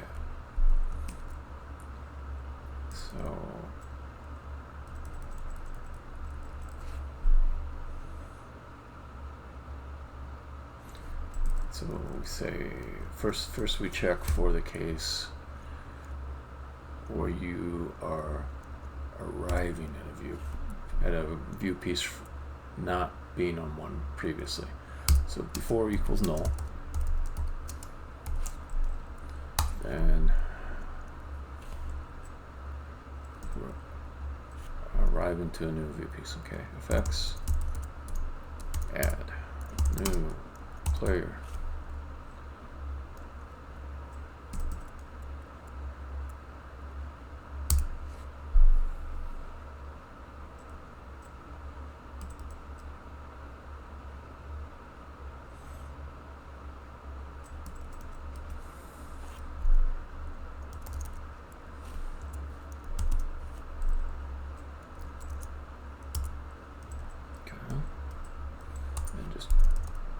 Turn.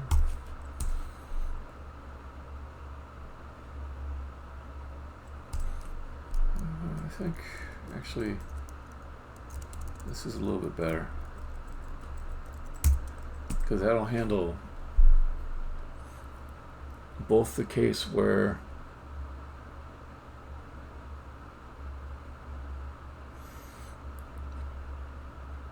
you're going from one view square to another, or you're going to a view square. If I do that, and down here, I can do exit view square effect. What does it need? It just needs a player piece. Okay, pass on the player piece.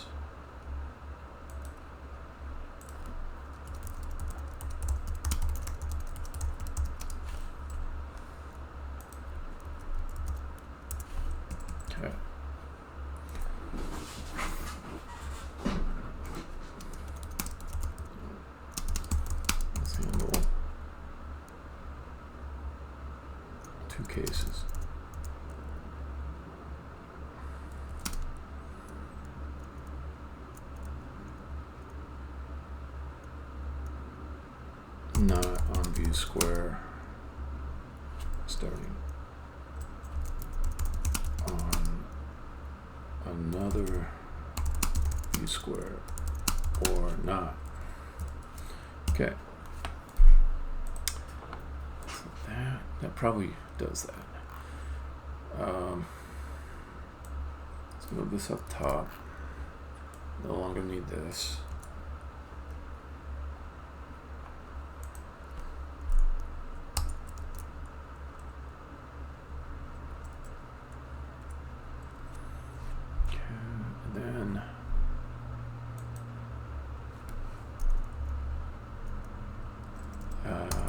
Static. I really don't want to introduce a static variable here. Oh, no, it'll be fine. It'll be fine. I'll just use my reuse pattern. Reuse view square state. So whenever I say for a static variable that it's going to have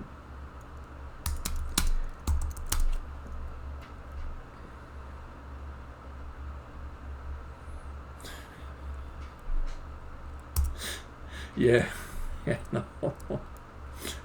It's your fault, man. I would have been done. I would have been done like an hour and a half ago. I'm just trying to look good in front of you. That's all it is. Can't let you down. Okay, let's see.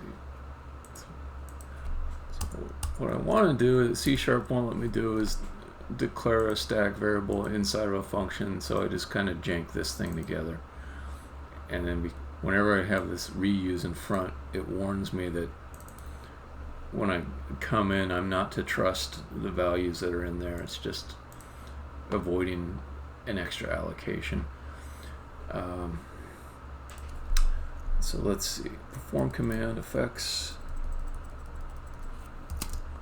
Use view square state. Okay, then we do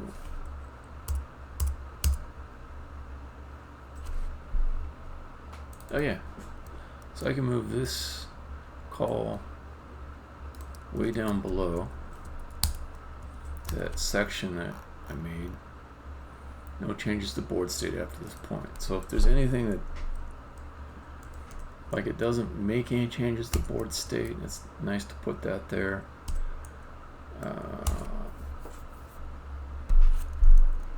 So we'll say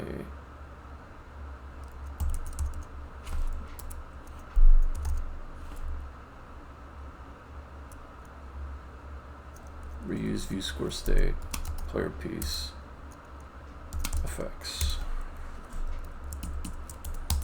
Okay.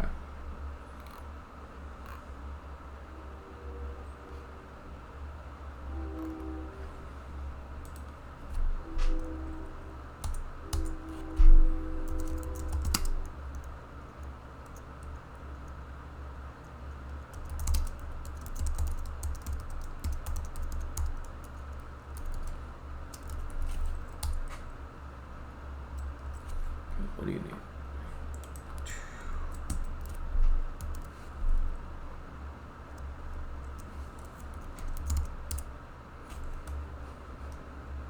Come in here, it's going to want board and effects. Makes sense.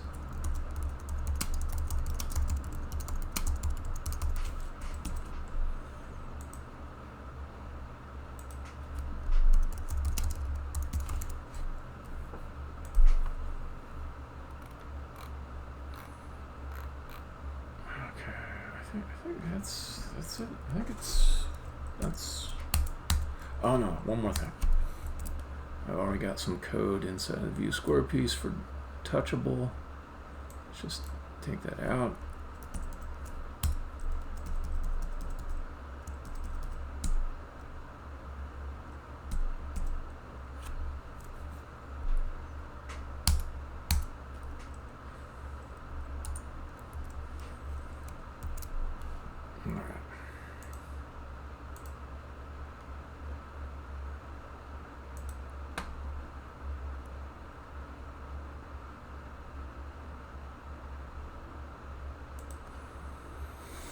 Alright. I'm gonna go get my wife some food I promised her probably about 20 minutes ago. And then I'm gonna come back and I'm gonna see what the result of this whole thing is.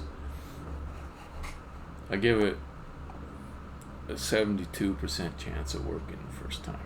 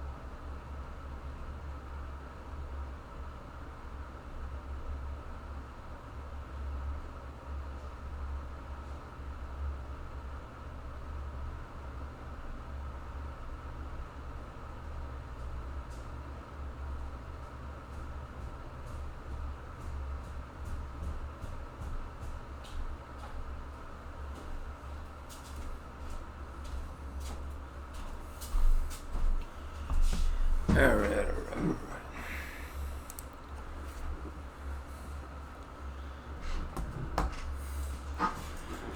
Oh yeah, it's like way late over there.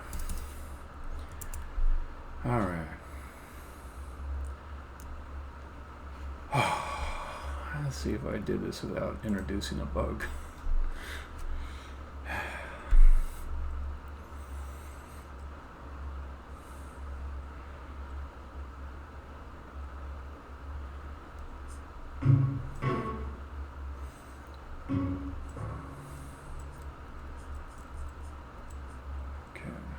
Cool.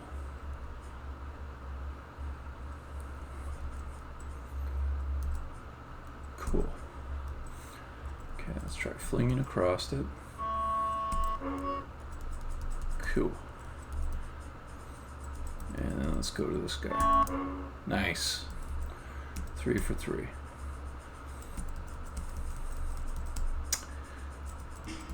So yeah. This is the victory time, right here.